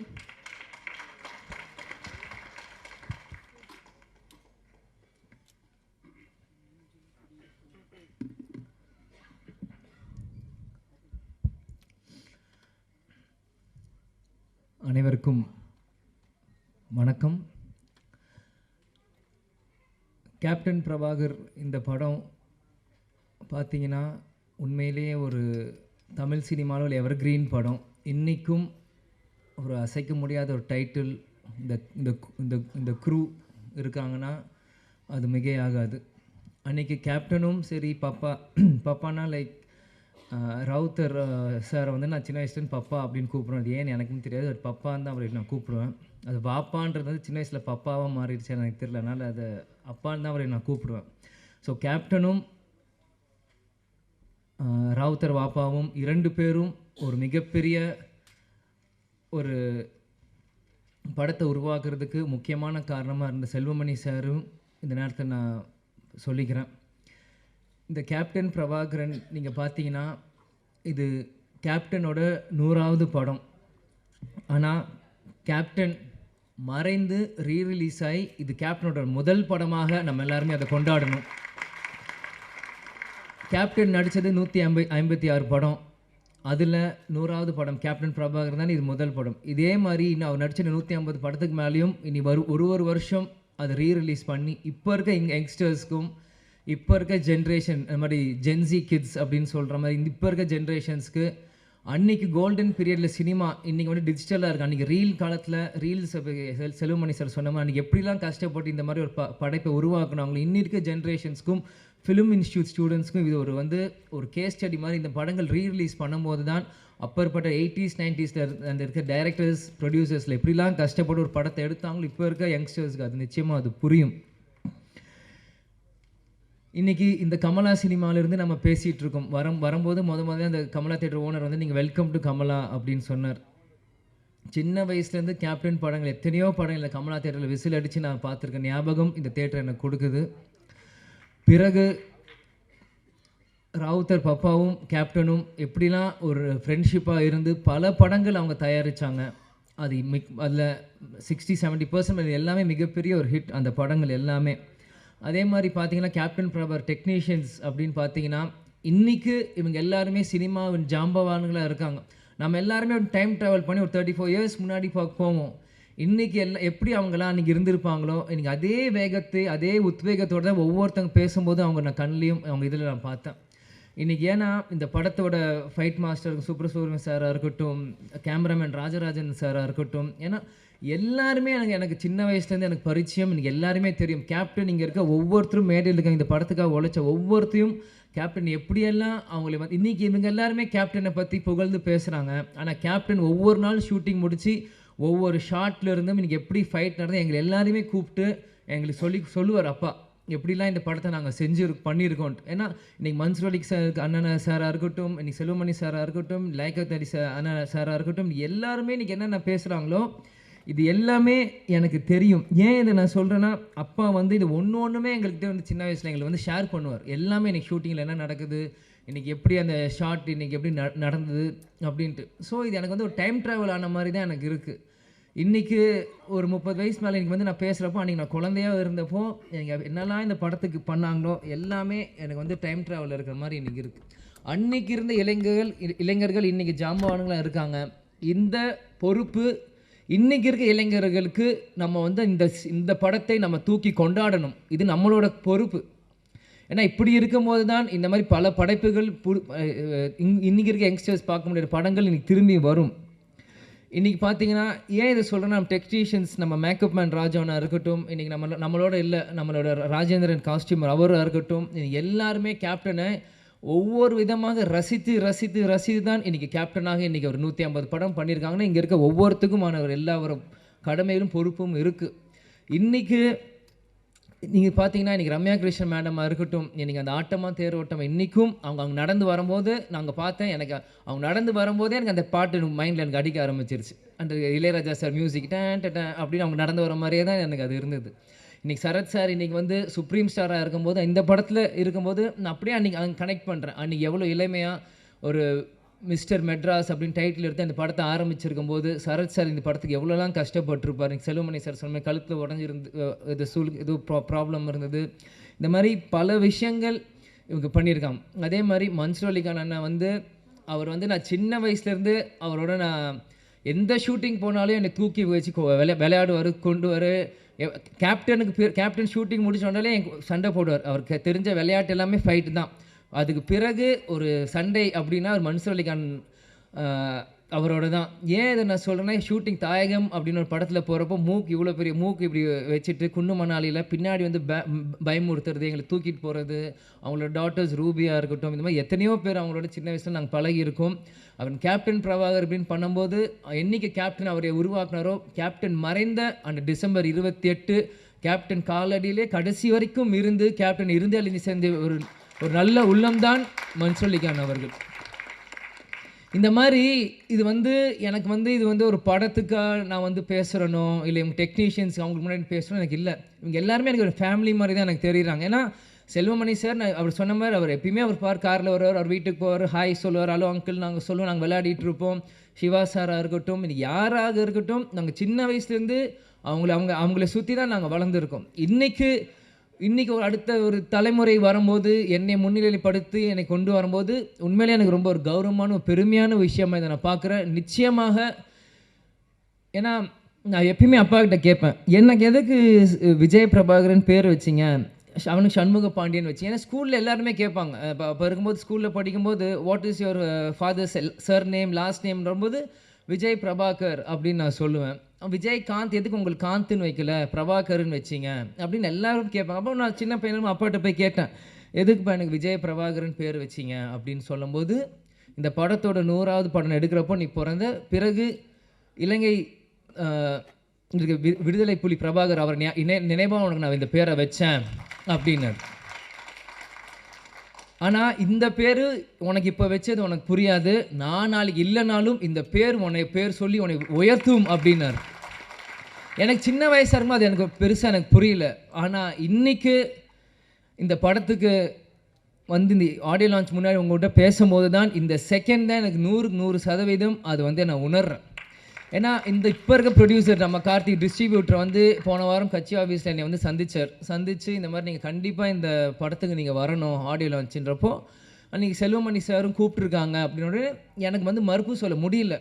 ஏன்னா என்றைக்குமே நான் நோ சொல்ல மாட்டேன். அன்பால் கூப்பிட்டாங்க எங்கே இருந்தாலும் நான் ஓடி வந்துடுவேன். அன்றைக்கி வந்து கண்டிப்பாக வரணும் அப்படின்னு சொல்லியிருந்தாலும் செல்வமணி சாரே சொல்கிறாரு, படத்தோட டைரக்டர் இவர் சொல்லும்போது நம்ம எப்படி பண்ணுறப்போ, ஆனால் உள்ளம் தேடி இல்லம் நாடி அப்படின்னு சுற்றுப்பயணமும் அன்றைக்கி நம்ம தொடங்க ஆரம்பிச்சிட்டோம். தொடங்குறப்போ எப்படி சொல்கிறேன்னு தெரியல. முந்தானேத்து பார்சாதிங்க ஃபோன் கண்டிப்பாக வரணும் அப்படின்னு சொல்லிட்டாங்க. சரி வரேன் அப்படின்னு சொல்லிடுங்கன்றேன். நேற்று திருப்பத்தூரில் பிரச்சாரம் போயிட்டுருக்கோம், பயங்கர மழை, வண்டி வரவே முடியல. என்ன இருந்தாலும் சரி நாளைக்கு பிரச்சாரம் முடிந்து நைட் 10 மணிக்கு மேலே கிளம்பி காலையில் வந்து சேர்ந்து இன்றைக்கி முன்னாடி வந்து நிற்கிறேன். ஏன்னா இதுதான் கேப்டன் எங்களுக்கு கற்றுக் கொடுத்துருக்கிறார். நீ நம்ம குடும்ப விழாவுக்கு போறியோ இல்லையோ எனக்கு கவலை இல்லை, உன்னை அன்பால் கூப்பிட்டா நம்ம கட்சிக்காரங்களும் சரி சினிமாக்காரங்க யார் கூப்பிட்டா அந்த செகண்ட் போய் நிற்கணும்ன்ட்டு ஒரு வார்த்தை கொடுத்துட்டோன்னா அங்கே போய் நிற்கணும். இதுதான் சொல்லுவார், துளசி கூட வாசம் மாறினாலும் மாறும், ஆனால் தவசி புல்லாக வார்த்தை மாறக்கூடாதுன்னா அது இது ஒரு முன்னுதாரணம். இதுக்காக இந்த 35 வருஷத்துக்கு பிறகும் இந்த படம் வந்து இங்கே ரிலீஸ் ஆகுதுன்னா கண்டிப்பாக அப்பா எனக்கு அந்த பேர் வச்சுருக்காரு. இந்த படத்தை கொண்டாட இன்றைக்கி லட்சக்கணக்கான தமிழர்கள் இன்றைக்கி உலகம் முழுவதும் இருக்காங்க. இந்த இடத்தில் நான் இன்றைக்கி கேப்டன் இல்லை, அன்றைக்கி நான் பிறந்தேன், ஆனால் இன்றைக்கி அப்பா நம்ம கூட இல்லை. இருந்தாலும் நம்ம அந்த இடத்துல போய் நிற்கணும், கேப்டனுக்கு பதிலாக நம்ம அங்கே போய் இருக்கணும். இந்த படத்தை கேப்டன் இல்லாட்டியும் எங்கள் அப்பாவை இந்த விஜய் பிரபாகர் நான் கொண்டாடுறோம் இந்த யூனிட்டோட சேர்ந்து இன்றைக்கி நான் வந்து இருக்கேன். அம்மா கூட சொன்னாங்க, எதுக்கு ஷம்மு தான் சென்னையில் இருக்கேன் போட்டேன். இல்லை நான் போகிறேன், நான் வரேன்னு சொல்லிட்டு நான் போகிறேன், எவ்வளோ தூரமாக இருந்தாலும் சரி நான் வரேன். முடிச்சுட்டு நாளைக்கு காலை நான் திரும்பியும் வந்து சுற்றுப்பயணம் நான் கலந்துக்கிறேன். ஆனால் இன்றைக்கி மற்ற இந்த படம்னா கூட நான் யோசிச்சிருப்பேன். ஆனால் இந்த டைட்டில் இந்த கேப்டன் பிரபாகருக்கு இந்த விஜய் பிரபாகர் கண்டிப்பாக வரணும், அப்பா இல்லாத நேரத்தில் இந்த விஜய் பிரபாகர் கண்டிப்பாக இங்கே இருக்கணும் அப்படின்னு சொல்லி வந்து இந்த விழாவில் நான் பங்கேற்றதுக்கு எனக்கு உண்மையிலே ரொம்ப சந்தோஷமாகவும் பெருமையாகவும் இருக்குது. நான் வாழ்ந்த இந்த வாழ்க்கைக்கு முதல் பலன் நான் அடைஞ்சிட்டேன் அப்படின்னு தான் நான் நினைக்கிறேன். ஏன்னா சின்ன வயசுலேருந்து எல்லாருமே என்னை வந்து பிரபாகரன் போது நீ அந்த படத்தப்போ பிறந்த அப்பாங்க இல்லை நான் எமோஷன் ஆகக்கூடாதுன்னு தான் இருக்கேன்.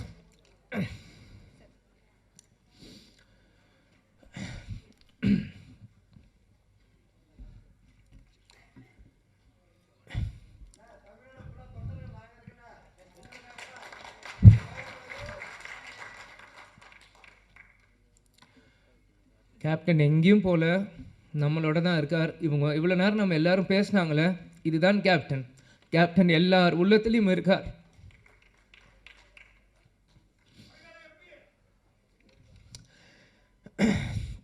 அதெல்லாம் எனக்கு முக்கியம் இல்லை, கடைசி வரைக்கும் நம்ம விஜயகாந்த் பையன்றது எனக்கு தெரியும்.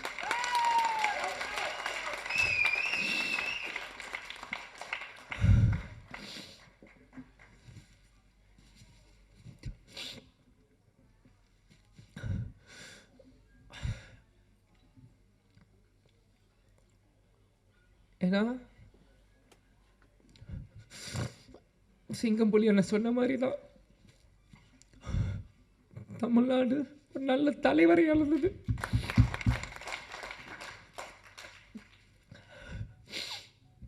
சாரி, ஏன்னா நான் அப்பா இறந்து 1 வருஷம் ஆயிடுச்சு, இன்னும் அழுதுட்டு இருக்கான்னு நிறைய பேர் கிண்டல் பண்ணுறான்.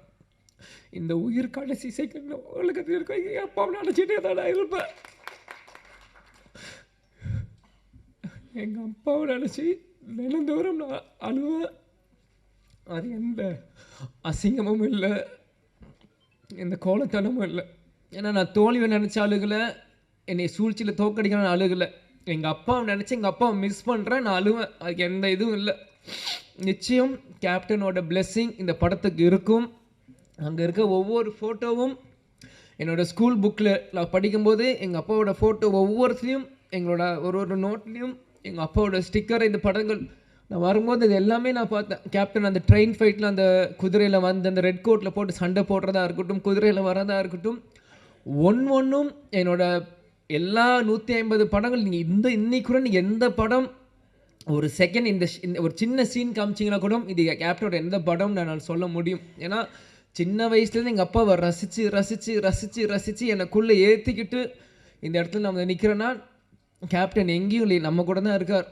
கேப்டன் ஒரு மிக சிறந்த தலைவர். அவரோட கொள்கைகளையும் லட்சியத்தையும் வெல்வதற்காக தான் இந்த விஜயபிரபா இங்கே நான் நிற்கிறேன், எனக்காக இங்கே இல்லை. நிச்சயம் இந்த படம் 100 நாட்கள் மேலே ஓடணும். அதுக்கு அந்த சப்போர்ட் மீடியா பர்சன்ஸும் சரி, தொண்டர்களும் சரி, ரசிகர்களும் சரி, இப்போ இருக்க ஜென்ரேஷன்ஸ் எல்லாருமே இந்த சப்போர்ட் நீங்கள் பண்ணணும்னு நான் கேட்டுக்கிறேன். அதனால் எல்லாருக்கும் நன்றி. சாரி, நான் அழுதுருக்கூட நிறைய சொன்னேன், அழுது மன்னிச்சிக்கோங்க. அதே மாதிரி இவ்வளோ நேரம் மீடியா பர்சன்ஸ் இருந்தீங்க, 11 ஆச்சு. உங்களுக்கும் இந்த நேரத்தில் நன்றியை நான் தெரிவித்துக் கொள்கிறேன். குரூக்கும் நன்றி. நன்றி, வணக்கம். Thank you. Thank you so much sir. வாழ்த்துக்கள். நன்றியுரை வழங்குவதற்காக ராவுத்தர் ஃபிலிம்ஸ் தயாரிப்பாளர் திரு அபுபக்கர் அவர்களை அன்புடன் அழைக்கிறோம்.